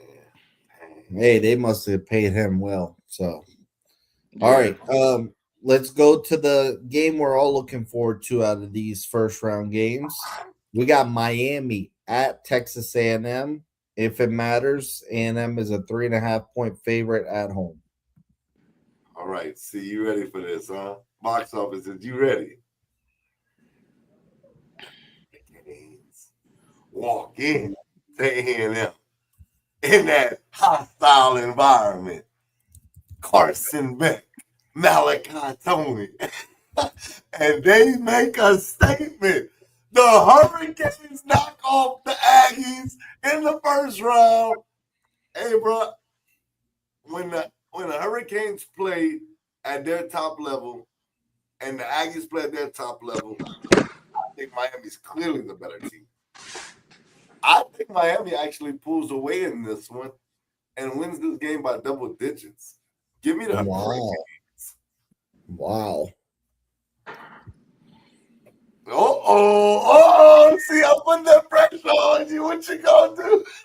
I don't know if I said it. Jasper's got A&M and Tony's got Miami. Hey, Tony's a smart man, bro. He won the college space. Miami's a scary team, bro. Miami's scary. I grew up a Hurricane fan, and Michael Irvin not walking through that locker room. Wow. But Marcel Reese is. Texas A&M was a top 3 team the entire season. The only team that made them look bad was a rivalry game. A rivalry game with Texas. I'm judging. I'm a believe my eyes. Texas A&M is better than Miami. They're better than Miami. They play in a better conference than Miami. They've looked better. They've done better. They played better competition than Miami, and they've looked better all season than Miami. They looked bad in one game the entire year, and that was against Texas. And Texas was playing arguably better than anybody at that time. So in College Station, I'm gonna take them boys, Texas A&M. Okay, I'm with C here. I got A&M. They've been the better team all year. They get this at home. I think Kyle Field is going to be rocking. And I think they lost at the right time. You know, they lost to Texas. Now it's time to wake up. All right, you got the loss out the way. Yep. Now it's all right. We can just focus on the playoffs. I like A&M here. I just feel like they've been more consistent all year. At times, I don't know what I'm getting from Miami. I really don't. They've shown me signs where they look like the best team in the country. And then they've shown me signs where they look like a complete bust. So I'm going to go with A&M, and I feel good about it, them being at Kyle Field.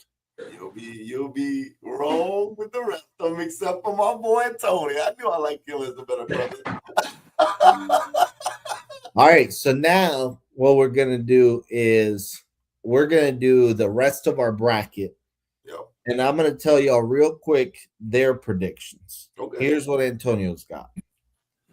He's got, I just told you all his picks. So that means in the second round, he's got Oregon versus Texas Tech. He's got Oregon. Okay, not mad at that. He's got Oklahoma versus Indiana. He's got Indiana. He's got Ole Miss and Georgia meeting up, and he's got Georgia. And he's got Miami and Ohio State meeting up, and he's got Ohio State. In the national title game, well, no, I'm going to go this way. Then he's got Indiana over Oregon. He's got Ohio State over Georgia. He's got the Big Ten title game as the rematch for the national title, and he's got Indiana and Signetti winning the national title. Pandemonium. What? All Hey, right, shout out to him, man. Hey, I couldn't pull that trick. I tell you that right now. Y'all tripping. all right. So Antonio's got Indiana. I'm writing all this down over Ohio State. Cool. And then Jasper. And surprisingly, Jasper sent me his picks. All right. We got Oregon over Texas Tech. Alabama beating Indiana. Well, Georgia beating Ole Miss. Ohio State beating A&M. He's got Alabama over Oregon. And he's got Georgia over Ohio State. And he's got an all SEC national title. And he's got Georgia win the national title over Alabama. Wow. All right. Wow. So that is Jasper. He's got Georgia over Alabama. So I will go next. I'll just knock mine out real quick. Here we go. So I have Oregon versus Texas Tech. It's in the Orange Bowl, so it's in Miami. I've got Texas Tech. I think that would be a long trip for Oregon. Texas Tech, I think, is underrated. I think they've got a really good team. I like Joey McGuire, the coach. I haven't been that impressed with Oregon this year. Would I be surprised if they beat Texas Tech? No. They'll probably be the favorites. But I'm going to go Texas Tech. Matchup after that, I got Alabama versus Indiana. Give me Signetti. I have to feel they've been way more consistent than Alabama, and I feel like with that time off, he would get the team ready. Give me Indiana. I would have Ole Miss versus Georgia. I swear I would pick Ole Miss if Kiffin was there. Hey, what Georgia is? Because they played earlier this year, and Georgia barely won. That's true. But not without Kiffin, bro. Give me Kirby. And then I have Ohio State versus A&M. I have to take Ohio State. Even though that game would be in Dallas. That game would be in Dallas, which is huge for A&M. They barely do any traveling this month. But I like Ohio State's defense, and I think they would give Marcel Reed issues. That sets up semifinals, Indiana versus Texas Tech. Sounds like a March Madness game. Give me Signetti, bro. He's drinking the Kool-Aid. Signetti takes it to the natty. And then in the bottom half, I have Ohio State versus Georgia. It would be in the Fiesta Bowl, which is Arizona. Give me the Buckeyes. Oh! Which sets up another rematch between Ohio State and Indiana. Bruh.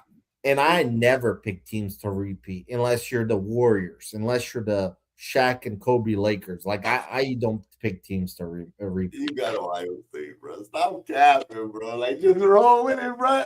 But, bruh, ain't no way he's beaten them twice, bruh. I got Ohio State. I thought. I do think it would be incredible if Signetti pulled this off.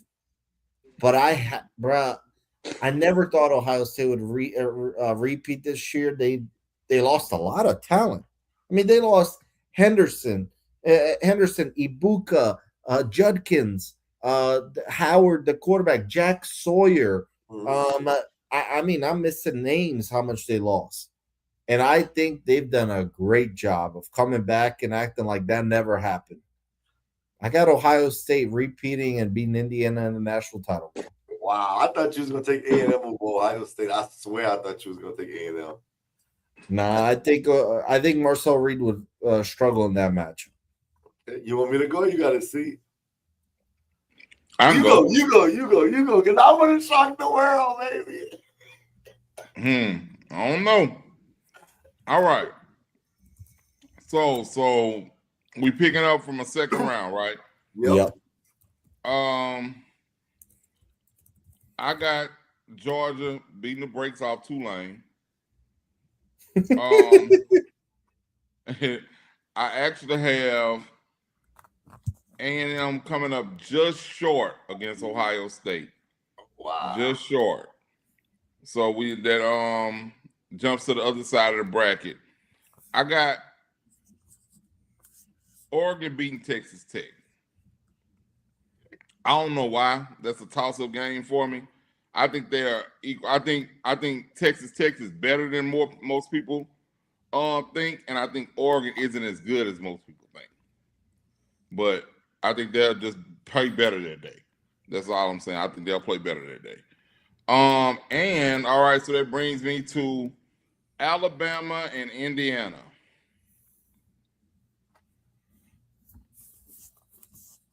That would be in the Rose Bowl, which would be cool. Roll damn Tide. I know C got the Tide. I know he ain't going to get the Tide. I just can't see it, bro. I love Signetti, and I love what he's doing over there. And if he wins the national championship, you can make an argument that he's the best coach we've seen in the modern era for what he's accomplished there. But I don't think we're going to have that argument because I think Alabama is just they just too much for him, bro. That's the epitome of an SEC team. No, they're not the Bama from when Saban was there, but they still have remnants of it. And it's enough to beat Indiana. I can't see Indiana beating Alabama in the playoffs. I just can't see it, bro. So I gotta go with what my eyes have seen and proven to me. So I go with Bama, taking out Indiana. We'll start on this side of the bracket. Bama beats the hell out of Oregon. Do that. Hey, you smart though. Hey, you smart. Yeah. I will give you that. They beat the hell out of Oregon, and then we got Ohio State and Georgia. Bro. It doesn't get bigger than that. Nah, it doesn't, man. For a trip to the Natty. Will we get round 3, Georgia versus Bama, or will we get the Buckeyes versus Bama? Oh my God! And bro, I'm going with Georgia, bro. Round 3. I'm going with Georgia. As Jasper. Wow. Huh? So you got the same Natty as Jasper. Yeah. Damn, that's true. But he's got Georgia. Who you got? Round 3, see. I got in winning the national championship. This is my. I hope you pick them because I got something to say if you do it. I got Georgia, bro. Oh. I can't. I can't see. I know what they just did to him in the SEC championship game, and I thought that was the real. I thought that was the real one. I think the earlier game, I think Bama just had their number, bro, and I think they figured it out. I think Kirby figured it out. He got that monkey off his back, and now he beats them in the national championship. And that really gets that monkey off his back. You good? Yeah. All right. Hey, I thought you was going to take Bama for a second. I was about to say, boy, do y'all realize that everybody would have picked a different winner if you picked Alabama just now? Going into my pick? All right. Let's start with the Oregon versus Texas Tech game. I think Boxer was the only one that took Texas Tech. I'm going to use Mark theory on that one. I think that Oregon plays in a better conference. Even though I like Tech, I like the analogy you said. Tech is better than what most people give them credit for. Oregon's not as good as people think they are. But the conference to me matters. And I think Oregon shows that the Big Ten is much better than the Big 12. And I think Oregon gets that game as well. Now, Indiana, Oklahoma. I told y'all, before I switched my picks, I had Alabama getting all the way to the championship game. Well, I changed it now. So I got Indiana beating Oklahoma. I just don't think Oklahoma could score enough points to beat Indiana. So I got Indiana in that matchup. That gives me down to the bottom. Georgia's beating Tulane or Ole Miss. It doesn't matter who they're playing. They're going to beat them. And dare I say, a matchup that one time this year We call these the two best teams. Miami versus Ohio State. I have Miami getting there. The Hurricanes upset the Buckeyes. Wow. The Buckeyes go home too. Now that sets up Carson Beck versus Georgia. Bro, this don't get more cinema than that. That would be wonderful, bro. I ain't gonna lie. I'd love to see that. And also the national title games in Miami. Right. So I got Carson Beck, Miami versus Georgia in one. I got Signetti versus Oregon again. I got Signetti beating Oregon again, bro. I'm just not a big fan of Oregon, bro. I just think that Signetti them's gonna get it done. And they're gonna get to the national championship game. And who will be waiting for him? In the words of my good friend Box Office, Georgia's not that good. Give me the Hurricanes. I got the Hurricanes. Oh, bro. I'm not looking at Tony. Carson Beck, they go on a dream run. They silence all the haters, saying they shouldn't be in the playoffs. It should be Notre Dame. I just believe when Miami's at their peak, they can beat anybody in the country. And I just think that they're not going to let up in the playoffs. And the crazy thing is, Box Office, you just said it. Where's the championship game? In Miami. The Hurricanes completed and go through a gauntlet. Beat A&M, beat Ohio State, beat Georgia, and then cap it off by beating Indiana and win the national championship. Michael Irvin celebrating, Ray Lewis is celebrating, Warren they celebrating like it's back in the old days. I got the Hurricanes. Bruh. Wow. I pray that don't happen, bro. Michael Irvin gonna do so much cocaine if that happens, bro. And we not gonna see Michael Irvin no more, bro. I don't want that to happen, bro. For Michael Irvin's and his family's sake, bro. We cannot let that happen, bro. In Miami, Miami Hurricanes win the national championship in Miami. Michael Irvin. They gotta take to get that is insane. It's insane. I can't believe you picked them. I've looked at it like this. Did they drop the ball in the mid-year? Yes. But let's just be honest. Everybody at their best, at their absolute best when you saw them. Bro, Miami's right there with anybody in the nation. And I'm just like, I just think that they're going to have to play their best in these moments. And I just think they're going to overwhelm A&M with their size, their speed, Malachi Tony and company. Carson Beck is on a revenge tour. And that's why I said, see, I'm not saying he'll be the first quarterback taken, but if he goes on this revenge tour and gets it and knocks all these teams off, people might look at it different again. I think Indiana and Miami would be a very interesting national title game. I'm going to tell you, I had Alabama, Miami initially, but I'm just scared about DeBoer, bro. I don't think he wants to be there, bro.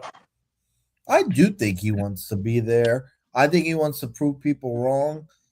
And I actually think he's done a very solid job. Because I do too. I think that's crazy that they want to get rid of it. Yeah, it's just I think Alabama's being a little. I just think their fan base is being delusional. Like you already had Bear Bryant and Nick Saban. Like, right. Bro, like you can't continue hitting on those coaches. With Box Office, it's not like he hasn't won. He beat Georgia.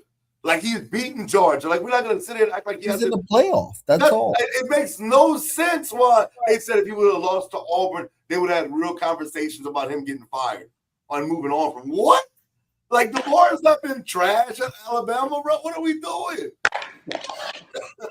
I don't know. I think that you want to something with you and Jasper with Alabama getting to the championship game. I'm just scared. I can't pick them just because I'm scared. But like you said, Box Office, I really think, bro, Indiana Miami would be a fire national championship game. I like what you said when you said at their best.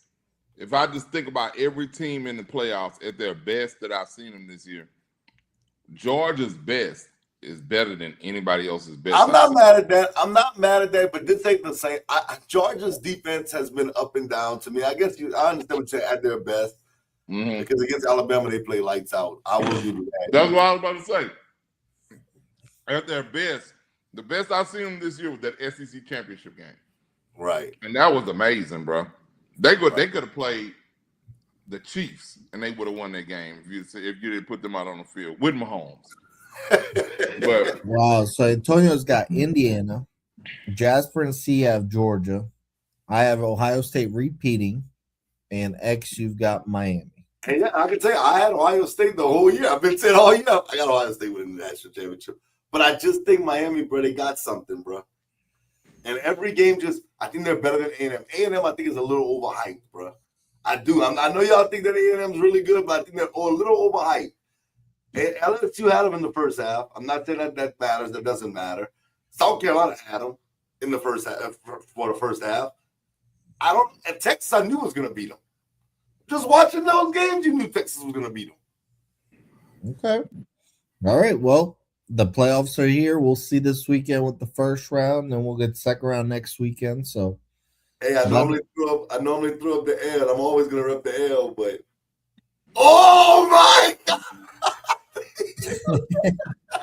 that was cute. You, baby. All right. Hey, bro.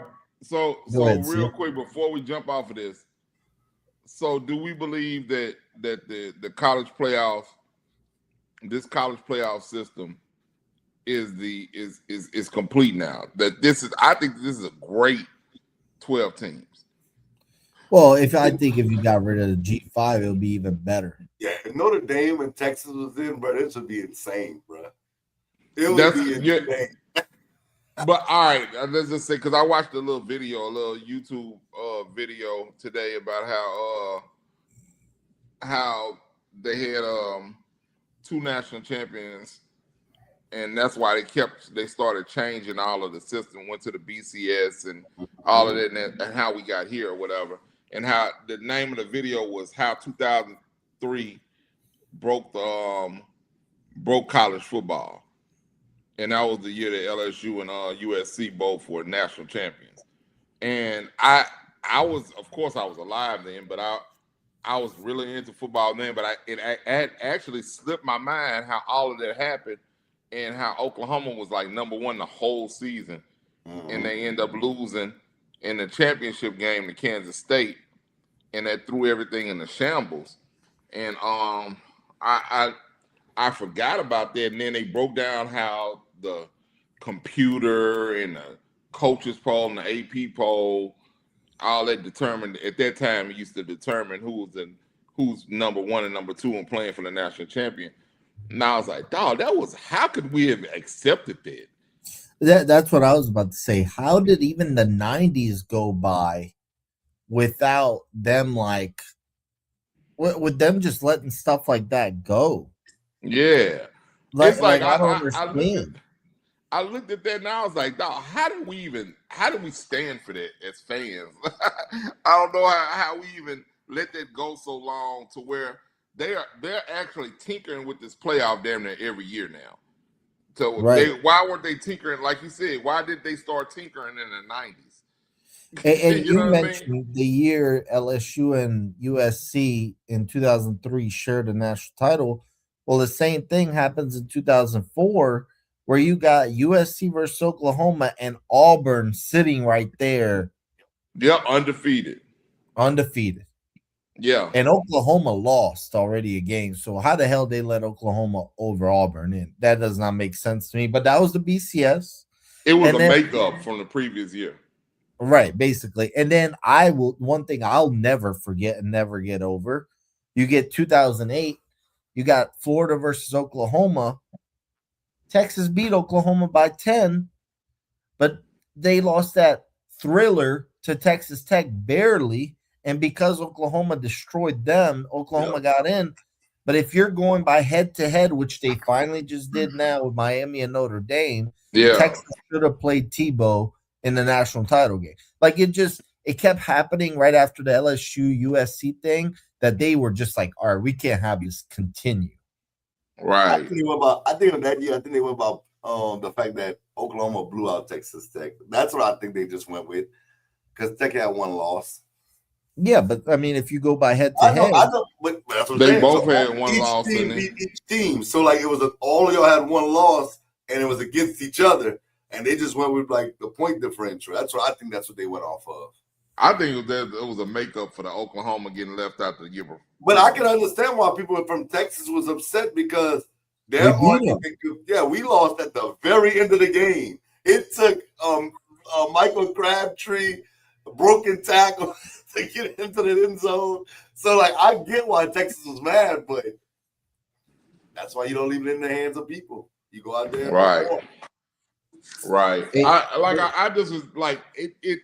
I watched that video and I was like, how did we accept this? And Yeah. I don't remember. I don't remember. I didn't remember the exact thing that time. I like to watch stuff like that because it brings it. Me too. I rejuvenates my like memory. watching Yeah. throwbacks. Yeah.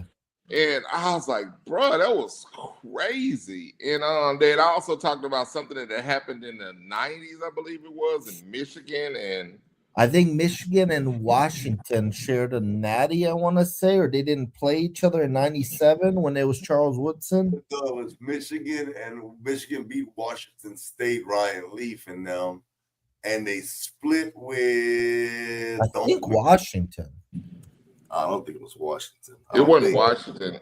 They split with Nebraska. Nebraska. It was for sure Nebraska. Yeah. It was Nebraska. Sure. Yeah, Yeah, Nebraska. And everybody was like, man, if Michigan plays Nebraska, who would win? Of course, I thought Michigan at the time. You know, I know that I was a Michigan fan back then. I love Charles Woodson. I was a kid, John.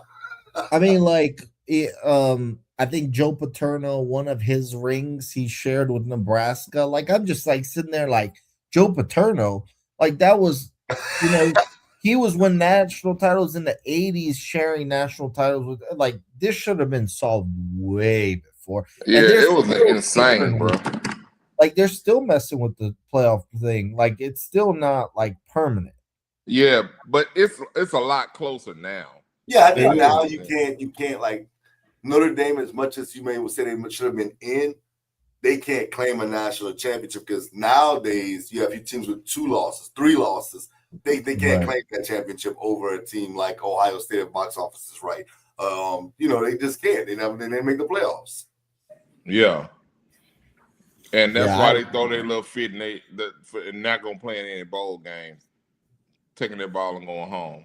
It's crazy. I think 12 is fine, even though I was always the guy that pushed 8. 12 is fine, but they gotta, if you want to make the G5 involved, cool, give them a play-in game, and if they earn it that way, put them in the playoff. But I think if they had Texas and Notre Dame or even Vanderbilt this year, I think this playoff is fire. Yeah. No doubt. All right, well, let's move on. It's our last college football topic of the night. What do we make of the Sharon Moore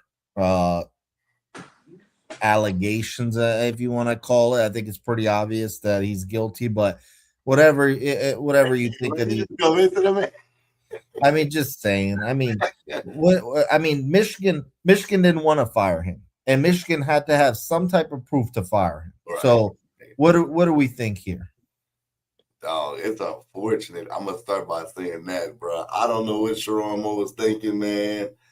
You know, dang, bro. Like, you in that position, you at the University of Michigan, bro. Like, this ain't like some little job. You have one of the best jobs in football. I'm not even gonna just say college football. In football, bro. You at Michigan, and you wilding out like that. Listen, I always tell this to dudes, and people think I'm crazy. I'm married. C's married. No box office. He's probably gonna be married soon. Like you like that. Yeah. She watched the show Box Office. She does watch the show a lot. And she gets on my ass. She's like, well, how come you never shout me out? And I'm like, oh God, this is what they were talking about. But I'm a big believer in, no, if you don't want to be with somebody, break up with them. Break up with them. That's my first. I know that's a lot that goes into it, Sharon Moore. But if you don't want to be with somebody, break up with them. Having a side piece. I know some dudes. I know I might be the guy that's ex go with that guy. Don't lecture me, dog. That's my boy Phil Thursby. Shout out to Phil. Stop lecturing me, ex. But if you don't want to be with the woman, don't be with the woman. But then on side of that, come on, Sharon, boy. I don't know a lot of it. I know box office and see probably, they were doing their investigations trying to find out what happened. I really don't know much. I know he had like a side piece. I think he was paying her. She works at Michigan for him, assistant or something like that. Like, come on, bro. You wilding, my boy. You wilding out. You married. Like, come on, bro. Like, the downfall of a man, bro.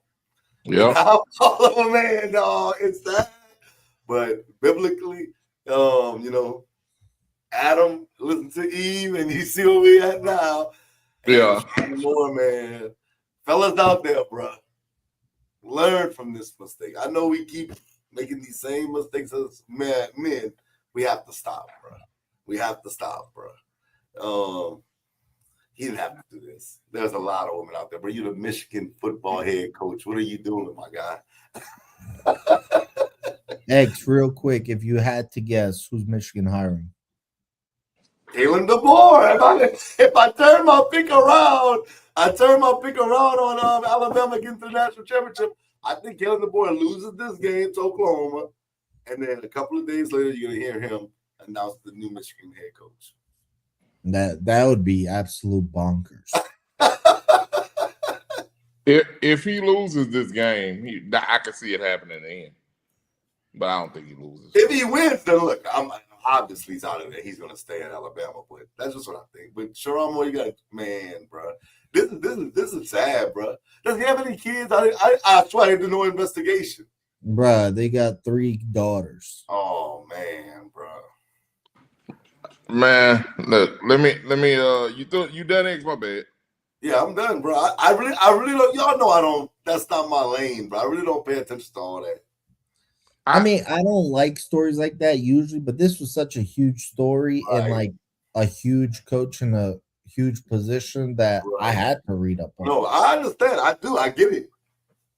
I got bits and pieces from it. I didn't do as much investigating in it as I should have, probably, but to address it like this.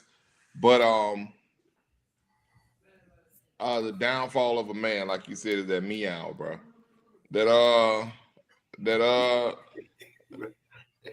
I'm trying to keep it clean as I can, but that meow drives some men crazy. Sorry, bro. That was funny, bro. And I'm just being honest, man. And I know, like you said, X is a big proponent of that. I've known him for years. He's like, hey, if you don't want to be with her, leave her. But this is what I've been trying to tell X too. It ain't that he don't want to be with his wife. He just want her too. Marriage is sacred, man. I don't know. Like, I guess I just think different. Like, if I'm gonna be married to somebody, bro, it's me and you. We together. Yep. We won now. Yeah, but some people want the best of both worlds. Some people want the best of both worlds, and honestly, every marriage is different. Every marriage is different, man. So, and every man has to mature into the fact to where they can say, okay, this is my old lady right here. This is my wife. That's all I need. That's all I want, or whatever. You know what I mean? Because it's just you hear people say it's in a man's nature to want more than one woman, and I don't know how I feel about that, because it's also in a man's nature, a real man's nature, to be loyal as well. That's my thing.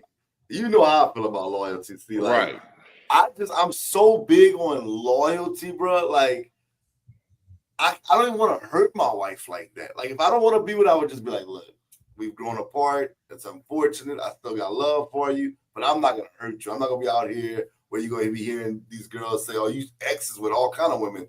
I wouldn't do that. And that's the thing. That's the thing. You have to have enough respect for your wife to not have her out there looking like that to nobody. You know what I'm saying?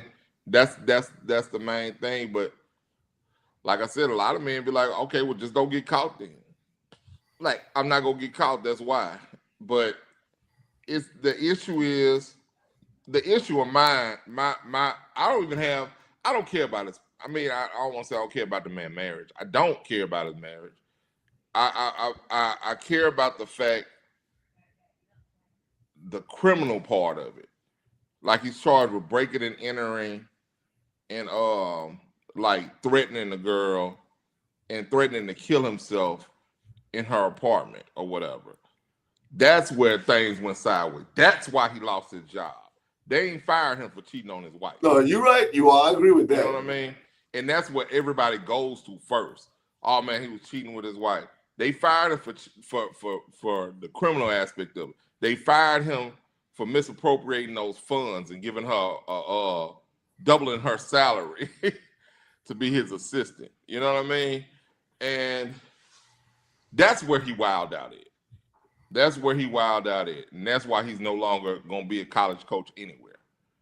Because people don't trust you anymore to do the right thing. And you can be affected by a woman that much or whatever. Like, you know what I'm saying? None of us are any ugly dudes. I'm not going to call y'all good looking and like that. But I know we've all been flirted with by women. You know what I'm saying? I'm sure at the workplace. And it's always about how you react to it. You know what I mean? And some women, I'm not saying that that's what this woman did. Maybe she did that just to get in a better position, and it worked for her. But what happened allegedly is she either she like broke it off with him or like asked for something else, and he's like no, or he couldn't do it or whatever, and she was like, okay, well, I'm telling. And she told. And now he loses his job. She doesn't care about it. And what I don't like about this, what's this woman's name? I knew it at the time it came out. Now I don't. I don't they did put her name out. Yeah. And what's funny is I didn't have much going on when these news broke. That as soon as it went viral on Twitter, her name went crazy. That I looked her up on Facebook, and literally her comments were open, bruh. You know what it was? It was a whole bunch of Michigan State and Ohio State fans just going crazy in the comments. Like that, like they were going at their rival, bruh. Bruh. And my thing And is, literally, I literally checked her Facebook. An hour later, she made it private because that thing was going insane, bro. yeah, she probably should have just got off of it at this point. But I feel like this though, man. He put himself in a terrible Her name position. was Paige Shivers, if it matters. See, since you asked. It sure was. I did see her name. But no, I was thinking that they never put women's name out once these allegations and stuff come out.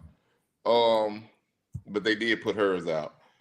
Yeah. But I mean, I think that he had the most. You got to look at it like this: who has the most to lose in this situation? Yo, You know what I mean? He had his career, his family. Those two things. Even if you just love one of them. If you just love one of them, it's not worth it. You know what I mean? Like I said, that's one of the things, man. You have to think about that. I work around women all the time, and I think about that. Like, you know what I'm saying? My career, my family, are either of those worth it? Nope. I'm gonna keep it pushing, man. I would never put myself in a position like that, like he did. That was moronic what he did. And it was like he made it so obvious, like giving her that big pay raise and making her his assistant. Like, I don't know, but that's why I say you never know what's going on in someone's marriage either. Because how did his wife had to notice that was his assistant. You know what I mean? I know my wife, she asks questions. She's not just gonna let that happen. And all of a sudden I got this assistant, this attractive assistant or whatever, and I don't know if she knew about the raise, but that would just be you're a football coach and you got this female assistant for what? You got all these. She could be your secretary. I could see that, but like your assistant to where y'all have to be together because it was like they were saying that they were together all the time and all that type of stuff too. Nah, bro, that's not gonna fly. They're not gonna fly with Miss Bryan in here. It's not gonna happen. So, you know what I mean? I just think that you never know what's going on. Maybe they had problems. Maybe because I haven't heard about his wife leaving him. Maybe they had an open marriage. Who knows? You know what I'm saying? That is true. That is true. So I just think that he was dumb for putting himself in this position because if they had an open marriage, the things that got you in trouble were the criminal activities, the breaking and entering into her house, and I forgot what else they charged him with. Stalking, yeah. Stalking, assault, and I don't know. I forgot what else, but yeah. All those, and which one of them was a felony? They charged him with one felony. I think the assault or invasion was a felony. Yeah, because the rest of them were misdemeanors. But bruh, I don't give a damn they misdemeanors or felonies, bro. You get accused of those things. You are guilty of those. That's like rape. Somebody accuse you of rape, you're a rapist now. Like all of these things, these are things that are going to follow you forever, and especially the way they obviously, like you said, Michigan to fire him, they had enough proof to fire him because they fired him with cause. They fired him with cause before any of this other news broke. I heard about. Am I wrong? Did y'all hear about? I heard about him getting fired before all of the rest of the stuff hit the news wire. Well, apparently Michigan found out about this a couple months ago, and they were doing an investigation, and they finally put enough together to let him go because they were doing their best to not have him go. Yeah, this is it. Because, like I said, when I saw them say fired him with cause, because of course, the first thing I do when I saw him fired, it came across my, how I hit the thing on my phone. I just had the headline or whatever. Before I click on, they fired Sharon Moore. I'm like, because he lost Ohio State, bro. Y'all done beat him the last 3 years. What are you doing? And I click on, they said with cause. Then probably 30, 40 minutes later, all of the other stuff comes out. I was like, oh, yeah, that's cause. That's cause. And he's never going to work again. I hope he's been able to save some of that money, bro. Because what college is going to touch him now? He may not even be able to be a high school coach now, bro. So I forgot. I think it was like a Friday or Thursday night that this came out. And for once, I wasn't busy. And it comes across my phone. I'm like, they definitely not fire him because he lost to Ohio State. Like, it had to be something else. And, bro, 30 minutes later comes out the details. And I'm like, bruh. And because I like Sharon Moore, I was the one on here that said when, Harbaugh was leaving, people were like, who should they hire? I said he just beat Ohio State as the assistant. Plus, Harbaugh just put enough belief in him was enough for me. Plus, you keep, the same guys, everything. And this is just disappointing. Same thing I said about the Shannon Sharp thing. Just disappointing, bro. And then he did like the most like cheater thing ever. What do cheaters do? Then they play victim, and he goes and says, I'm gonna kill you and myself. But bro, you're the one that caused this though. Like it's the most like cheater victim thing ever. Also, I don't know how much of these details are true. I've read them on Twitter, some like very good sources too. Basically, what happened was, from what I'm reading, allegedly, is he was doing this with her for like a year. Basically, she was his mistress for a year. And actually, a lot of people were posting pictures later that they took of him on campus, walking around campus with her, like a year ago. And she was getting paid $58,000 a year to be an assistant to the team. And out of nowhere, in 1 year, she was getting paid $90K. Nice, yeah. Almost double, right? And you can't do that much as a assistant on a football team to jump that high in a year. And basically what I'm reading is he got her pregnant. and Yeah, he got the plan B. she got an abortion, and I think he was stalking her around this time to make sure she got an abortion, and that's what made her tell. Now I don't know if that's 100% true, but that's what I read. They said And he got the plan B DoorDash to the yes, I read school. that too. Yeah, Right. I'm like, dog, he's an idiot. He's an idiot, bro. Yeah, he's an idiot if that's true, because you know that's gonna get tracked down to you somehow. And They, then and like the place I heard that the DoorDash thing was actually a comedian saying it. He was like, man, I mean, you know, bro, you could. I know you're the black coach at Michigan. You can't just go into the pharmacy and buy a Plan B. But bro, he said, damn, at least get it DoorDash to the McDonald's. Go pick it up. Have them DoorDash and bring it to the McDonald's. Then bring it to her. Don't bring it DoorDash to the school to your job, bro. That's ridiculous. and then I heard he was stalking her around because of that. That's why she told in the end. And then, she told, and Michigan's obviously going to fire you, just like the Celtics fired Ime Udoka. But look, Ime Udoka took it on the chin. Now, I don't remember them saying that he cheated. I don't think Udoka's married, but he took it on the chin. Now he's the Houston Rockets head coach. All he had to do was swallow it, take it. And I know it's the worst thing in the world, bro. Pause, bro. Yeah, pause. But the Hey, thing is, yo. like, all he had to do was accept the situation, bro.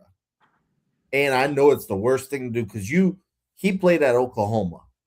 In his eyes, maybe Oklahoma is the only better job than Michigan. That's it. Like, he was at basically his dream job. And I know he felt like the world was crashing, but you could make it worse, and he did. He did. Right. He did. He made it worse, bro. He could have been like Udoka, bro. You could have had a job in 3 years. It would have stayed on your resume, but people over time forgive you. This is hard because you're seen as the role model of those kids, and you're threatening to kill women. That, I feel terrible. It's a tragedy. Dan Patrick had Harbaugh on today. Harbaugh, he literally straight up asked, "You talk to Sherrod Moore?" He said, "We've texted." And, Patrick doing his job goes, what are the details? And Harbaugh, just tried to say it's a tragedy, nothing you could do. Harbaugh didn't want to, say too much. But, dog, there's a quote I also saw on Twitter. Said something like, "Don't sell your home with the girl for a night at the hotel." And this is basically, that's so you got 3 kids, you got a wife, you got to fight that temptation. And we all got those temptations. You got to fight it somehow, bro. And he was getting bigger paid picture. He was getting paid $5.5 million a year at one of the best universities, one of the bigger football programs ever. And now he might have lost his wife. I saw a picture today. They were floating around. He was getting on a train with his wife. So I don't know if she's sticking with him. I don't know what's going on. Regardless, though, it's a black eye for that family forever. And the only way he could ever get another head coaching job, in my opinion, is if Harbaugh hired him to be offensive line coach, something like that. Yeah. And even that would be down the road. Like, Harbaugh wouldn't do that in a year. Mm-hmm. So I feel terrible for him, but unfortunately he did it to himself. And he's got to learn. I hope he saved the 12, 13 million he's made there in the 2 years. You better hope your wife don't sue you and take majority either, divorce you. So I don't know, bro. Good luck. She to a real him. one if she stays. If she stays, she a real one, bro. I don't because right now it's so public. It's so Right. public. And it's not that she just has to deal with that internally. She has to deal with that everywhere she go. People may not say anything to her, but they're thinking it. She got to go back to work. I'm sure she works. She has to deal with that type of stuff. And you got to think about your kids too, bro. You gotta think about your kids too. Everybody know that that's your daddy and what's going on with him, and they gotta go to school or whatever. I don't know how old his kids are, but kids are cruel. Kids are really cruel, but that if they know anything like that, they're liable to say anything. Um, Kids, what I say, I teach at a high school. Kids are cruel, but they also, some of them, they do have a empathetic part to them that they didn't have when I was growing up. Nothing was off limits when I'm mad at you when I grew up, but now they do say, you will hear somebody say something, but like, hey man, don't say that, chill out, bro. No, you can't do that, don't talk to him like that or whatever. They have a thing about bullying now, which is good. But like I said, that's what, those are the things you have to take into account when you're throwing your whole family under a bus for some meow, bro, and it's not worth that. Yeah. I mean, just terrible situation. Yeah. All right. By the way, see any guesses on who Michigan might hire? Brian Kelly is who they should get. Yeah. I think they should definitely interview Kelly, but I haven't heard anything about Kelly since he's left LSU. He might just be enjoying that money. I don't know. Yeah. If I had hope they to do guess, that. That takes us off the hook for a little of that money if they hire him. if I had to guess, I'm only looking at the Vegas odds. I do think it's probably Jed Fish, the Washington coach. So he's been around the NFL a little bit, even coached under McVay. Went to Arizona. You remember Arizona won 10 games under Fish. So if Washington hired him, he's done okay so far. I mean, he's only been there like 2 years.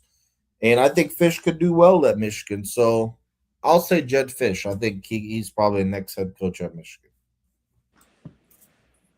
I don't know, man. Yeah. But, man, Sharon Moore had it good, bro. Damn.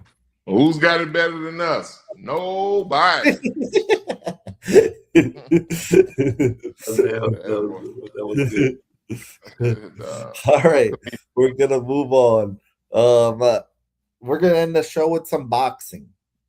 First, we're gonna do Terrence Crawford. He retires. Do you actually believe this is a retirement? I'll start. Go ahead. Do I believe it's a retirement? To be honest with you, bro, immediately I was like, nah, man. Every boxer retires and then come back for another fight for a big payday. But oddly enough, I believe Bud. I really do, bro. Just him being the person that he is, I think he really feels that he's done everything that he needs to do, and he's made enough money. I think he's cool. I think he's retired. I think what actually pushed him to the retirement was them making him give that belt up. And he was like, you know what, bro, that's fine. I did everything I need to do anyway. There's no need of me. I beat everybody that I need to beat. After they beat Canelo, he was like, if I fight now, I'm just fighting to be fighting. It ain't nobody else out there I could beat that's gonna be bigger than Canelo. And if I fight in the Canelo fight, isn't attract a rematch fight isn't attracted to either one of them. Canelo, I don't want no more of that smoke. He saw how it felt to be in there with him, and Bud don't want to do it again because, I mean, I don't think Bud. I just think I think Bud might have done it again like immediately, but as time has gone on, it's like no need to do that again, bro. What if I do lose? Nah, ain't no need to doing that again. So I believe he's not going to be like Floyd, come back doing all these exhibitions and all that. He's not doing all that. I think that definitely if a year passes, he ain't coming back. Yeah. You see, 38 years old. Since Mayweather's retired, you can say the baton has been passed as far as who's the man in boxing right now. There's no fight out there that you could literally say that Bud is not the A side if he takes any fight at this point. He's the A side. He has nothing to prove. If he fights, it's literally for money. And if you know Bud, he's not been one that I really cared about. And I know we all care about money to a certain extent, but he's not one. He wanted to be the best. He wanted to be the best he could possibly be in the sport of boxing. He loves the sport. A scientist out there, if you ever watched him fight, for all my people that don't watch boxing. Amazing. But, amazing. Like, there's no doubt about it. I don't think like that. I believe him. I know box office might be like, it's hard to say, you believe a guy that's, undefeated, has money, but when money comes calling, like, why would you go back and fight? Because you want more money. But Bud can go do anything with his life now. He literally can do it. He can call the fights if he wants. He won't make the money that he's made in boxing. I get that. But unless it's like him taking on Floyd for a whole bunch of money, him fighting a UFC fighter for a whole bunch of money, just for entertainment purposes, I think he'll do one of those. But as far as an actual professional boxing bout, I think Bud's hung him up for sure. It's over with. There's no reason for him to fight. When I saw these news tonight, I rolled my damn eyes. Ain't no freaking way. Ain't no freaking way. If Bud is going to fight at least 2 more times. But fight who though? That's all they He's going to rematch Canelo for another $100 million. And Boo? This time he's going to get more money than Canelo. But, bruh, come on, man. And like he said, this is a typical boxer that he's upset about something, and that's his way to leverage more money. Bud is going to fight again. I'm almost certain, bruh. I'm almost certain. So, I'm not entertained at all. I rolled my eyes. I'm like, bro, you boxers and UFC fighters do this way too often, bro. But he gives me Barry Sanders, Andrew Luck vibes. It's not about the money for Bud. He has that kind of personality. He is more humble. Yes. Yeah, it's like he's not in. Like they were asking him, like, but that's hard to turn down. That's hard. It is a lot of money to turn down. I get it. But Shannon Sharp was asking him about his money. He's like, I'm good, man. Like, I don't need all that. Like, I'm good. Like, what are we talking about? He's not like he's humble. He's real humble. I just like, why fight Canelo for what? He's beat him already. I can see him fight Jake Paul one day for $100 million. Yeah, but if he fights Jake Paul, I mean, that to me that's more entertainment purposes. That I know Jake Paul's respectfully. I'm not being disrespectful to Jake Paul, but that's more entertainment to me. That's not. I know he's a professional boxer, but that's still more entertainment. Well, we're gonna see that in a couple of days. I'm rolling my eyes on this situation. Okay. And speaking of Jake Paul, let's make some predictions. So Friday night, I'm actually shocked this isn't Saturday night. So Friday night we got Alabama, Oklahoma. And this will be up right after. We got Jake Paul versus Anthony Joshua. We should just stream. We should just watch it live on here, bro, with everybody. It's on Netflix. What do y'all think? I mean, what do you think happens? We got Joshua, man. What are we talking about? But how? Does he Knockout, just kill him? Knock the fuck out. He's knocking him out, bro. Hey, bro. I'm trying to keep it clean. I got a potty mouth, bro. But look, man. In the immortal words of Smokey, he got knocked the fuck out. That's what we're gonna be saying about Jake Paul after this fight, bro. If he don't knock Jake out, the fight was fixed. If he don't knock Jake out, the fight was so fixed. I'd never ever, and I would encourage everybody else to never ever watch another Jake Paul fight. If he doesn't knock him out, not if he doesn't win. If he doesn't knock him out. I actually agree with you, bro. I do on that one. I do. I think that he knocks him out. If he doesn't knock him out, I'm gonna feel like it's fixed too. So I can't see in this. No, I feel like I'm being disrespectful to Jake Paul. But Jake Paul, bro, you're going from fighting dudes that are not heavyweights to fighting a heavyweight puncher, a heavyweight champion at one time. A heavyweight champion. Yeah, and Joshua, I will say Joshua's chin is definitely fluky. I'm not gonna lie to you, but It ain't that fluky. Yeah, it ain't that fluky, bro. I just that's crazy, bro. I wonder how much Joshua's it's been a while. I know it's been a while, but Joshua's the one who beat Klitschko into retirement, bro. We're not gonna act like this. We're not gonna act like I know Joshua is taking some defeats that we were like, bro, how? But we're not gonna say that about this. Joshua, I'll tell you this. Jake Paul, you know who you should have called? Deontay Wilder. You should have called Deontay Wilder. You were gonna get knocked out by him too. But you would have had a better chance. You would have had a better chance because Deontay can't box. And you could have ran away for a little bit until you got caught. But you might have died if Wilder hit. I don't know. I think he should have called Deontay Wilder. He shouldn't have called Joshua. Because Joshua actually can box and he got that power and he's way bigger than you. The thing that you was trying to do with Tank when you were the bigger person and you had all the advantages, that is reversed. Not to mention, this is a real boxer. No, he's not in his prime, but bro, he's in his prime enough to beat the brakes off you. Like, this is gonna be embarrassing. It's gonna be embarrassing. I hope the money's worth it. Jake, I know you're a businessman. I hope the money's worth it, bro. Because you finna get your ass beat up. Yeah, I agree 100% with y'all. If Jake Paul doesn't get knocked out, this is fixed. And I never say these fights are fixed. This is if he doesn't get knocked out, bro.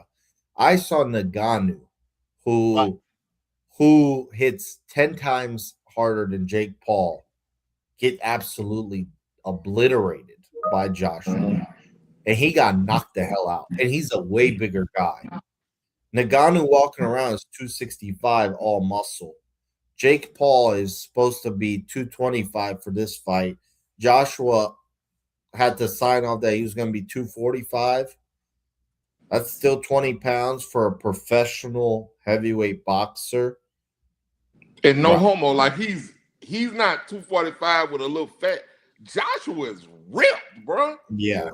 He is ripped. He looks like he's a prototypical, that's the prototype for a fighter, bro. Except for the chin. He should literally knock him out within 2 minutes. Yeah. I don't see it going 5 rounds. And it's apparently 3 minutes, 8 rounds. If this goes 5 rounds, it's rigged. I'm sorry. Nah. And bro, and look, this is what I say. Everybody, you can go back to the Mike Tyson thing. Mike Tyson was 60 years old. And I say, I looked at it. Mike already said he don't care about his legacy. When I saw him say that, I said, Mike then took the money to lose his damn fight. When I saw him say that in the interview, he was like, legacy? What is legacy? When he was talking to that girl, the little girl, I was like, Mike then took the money to lose his damn fight. I couldn't believe it. But I don't think, and I say his integrity means a lot to me. Yeah. And I think it doesn't mean that much to Mike anymore. Yeah. Anthony Joshua, I think it means something to him. I forgot who that was he fought a few years back, and it was over there where he's from. Where is he from? Like England? England. Yeah, and the guy came over there. He was like disrespecting them during the face-offs or whatever they did, pictures outside or something like that. And Joshua beat the hell out of that boy when they went to that fight. And I was like, and that was when I was like, Joshua's really good. Like I hadn't seen him fighting him but maybe twice at that time, and then I saw him fight that. I was like, he's really good. And that was when they was trying to pump him and Wilder up to fight the unified belts or whatever. But bruh, if this goes more than 5 rounds, it's rigged. I don't care if he knocks him out in the 6th round. It was rigged. It was rigged because he's not gonna be able to stand in front of him, and he's not that mobile to be able to get around. The only way that Jake Paul wins this fight is if Logan Paul jumps in, comes down and on the Shawn Michaels That's a thing. wrestling match. Yeah, and comes down and jumps in the middle of the ring and they jump him. That's all. That's the only way he wins, and that's it. Yeah, well, this should be interesting, but if it ain't rigged, it shouldn't last long. Thank God it's not pay-per-view. If you got Netflix, you get to just watch it. That's dope. Yep. All right, let's get to our shout outs since you guys are gonna have me up till 5 a.m. over Man, here. this is crazy. One more thing before we get out of here. We gotta say this. I know y'all gonna hate this. Shout out to the New York Knicks for winning the NBA Cup tonight. Your NBA Cup champion, New York Knickerbockers. I heard them boys raising a banner in the garden. I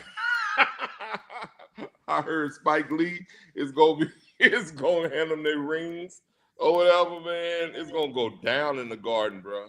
Them boys are finally champions again. Bro, don't do that, C. Don't do that. Don't do that. Adam Silver gonna make them raise a banner too. Yeah, they need to. They ain't raised the banner in there in over 50 years. Might as well.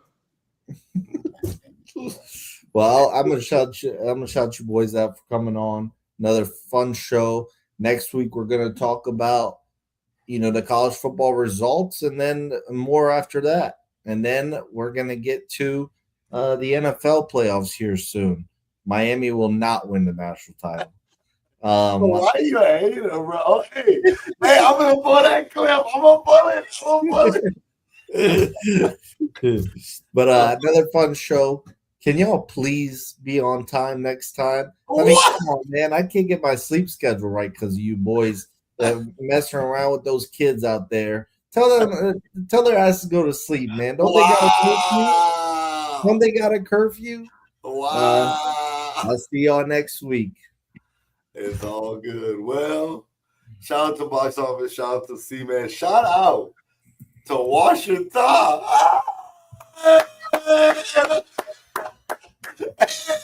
See, I doubted y'all. Y'all boys beat Rustin after being down in that game. Hey, man, shout out to y'all boys, man. I'm proud of it. I was actually really happy for you, bro. I was like, man, I know my dog happy about that. So shout out to them, man. Shout out to my daughter. Today we had a Christmas musical at LRCA. It'll be all on YouTube. Y'all can go check it out. She did her thing. I'm so proud of her. She had to give like a speech, and she did awesome. I'm super proud of her. Olivia, Daddy loves you. I love the rest of my girls, Yanni and Sky, my sons, Tremere and Titan, and my wife, Keisha. See, I'm learning from you, my brother. And say their name. And last but not least, shout out to C, Shuck, my boy Chapman, and of course, myself. The Final Four in the NBS playoffs, baby. Hey, man, may the best team win. Let's go. Let's go, Gibbs. Let's go, Trevor Lawrence. All right, man. Let me go and jump on here and do this thing, man. X, you started it off right, man. Shout out to Washington Parish High School. 5A, Division I, non-select state champions, baby. First time since 1989. We went when I was a sophomore, but we lost. I was terrified that we was going to lose in the Dome again this year, bro. I actually should have went down there, man. I played myself. I had to work that night, so I didn't go. But, hey, bro, shout out to the Washington Lions, man. And shout out to a guy who graduated with me, Macario Day. His son was the MVP of the game, Macario Day Jr., so, shout out to them for doing that thing, man. And all the Washington Lion fans. You know what I'm talking about? All right. Now, my last minute shout out. So I was going to my family, Hunter Morgan, Tori, Christian, Ali, and Edward. Daddy, love y'all. I'll see y'all in just a second. To my beautiful wife, Latricia, I love you too. I'll see you in just a second. To Pap's babies, Marcel Carter, Brian, and Azaria Grace, Brian. Pap, love y'all. I'll see y'all in just a second, even if it's just on my screensaver. Shout out to y'all boys. Thank y'all for having me on here. I'll be back next week to smack y'all around, and we'll show y'all who's who's right on these predictions this week. I think we all got Joshua. Second round TKO. Man, it better be first, bro. First round knockout. I think first round knockout. If he catches it, I can't wait to see it, bro. I can't wait to see it. I don't hate nobody, but I can't stand Jake Paul, bro. I can't stand that dude, bro. See, bro. My son likes him, and I've been trying to tell him, oh man, he gonna get his ass knocked out, and I'm always wrong. I'm right this time. I don't hate him or love him. You go to bed. He's getting his ass knocked out this Friday. I don't hate him or love him, but he makes us tune in, bro, every time. He does. That's You're right. gonna have to find another way after this one. Well, we out, y'all. Peace. Hey, look, they say Boot up or shut up. Existence. I can't. Oh, let me. Hey! NBS Central, man. Listen. Hey, I see all that. We're going to build that, man. It's coming soon. And listen, if you haven't yet, like and subscribe. Thank y'all for tuning in, man. This is NBS Central. I'm Triggs, the sports junkie. My boy C, my boy Yvonne. We are out. Peace.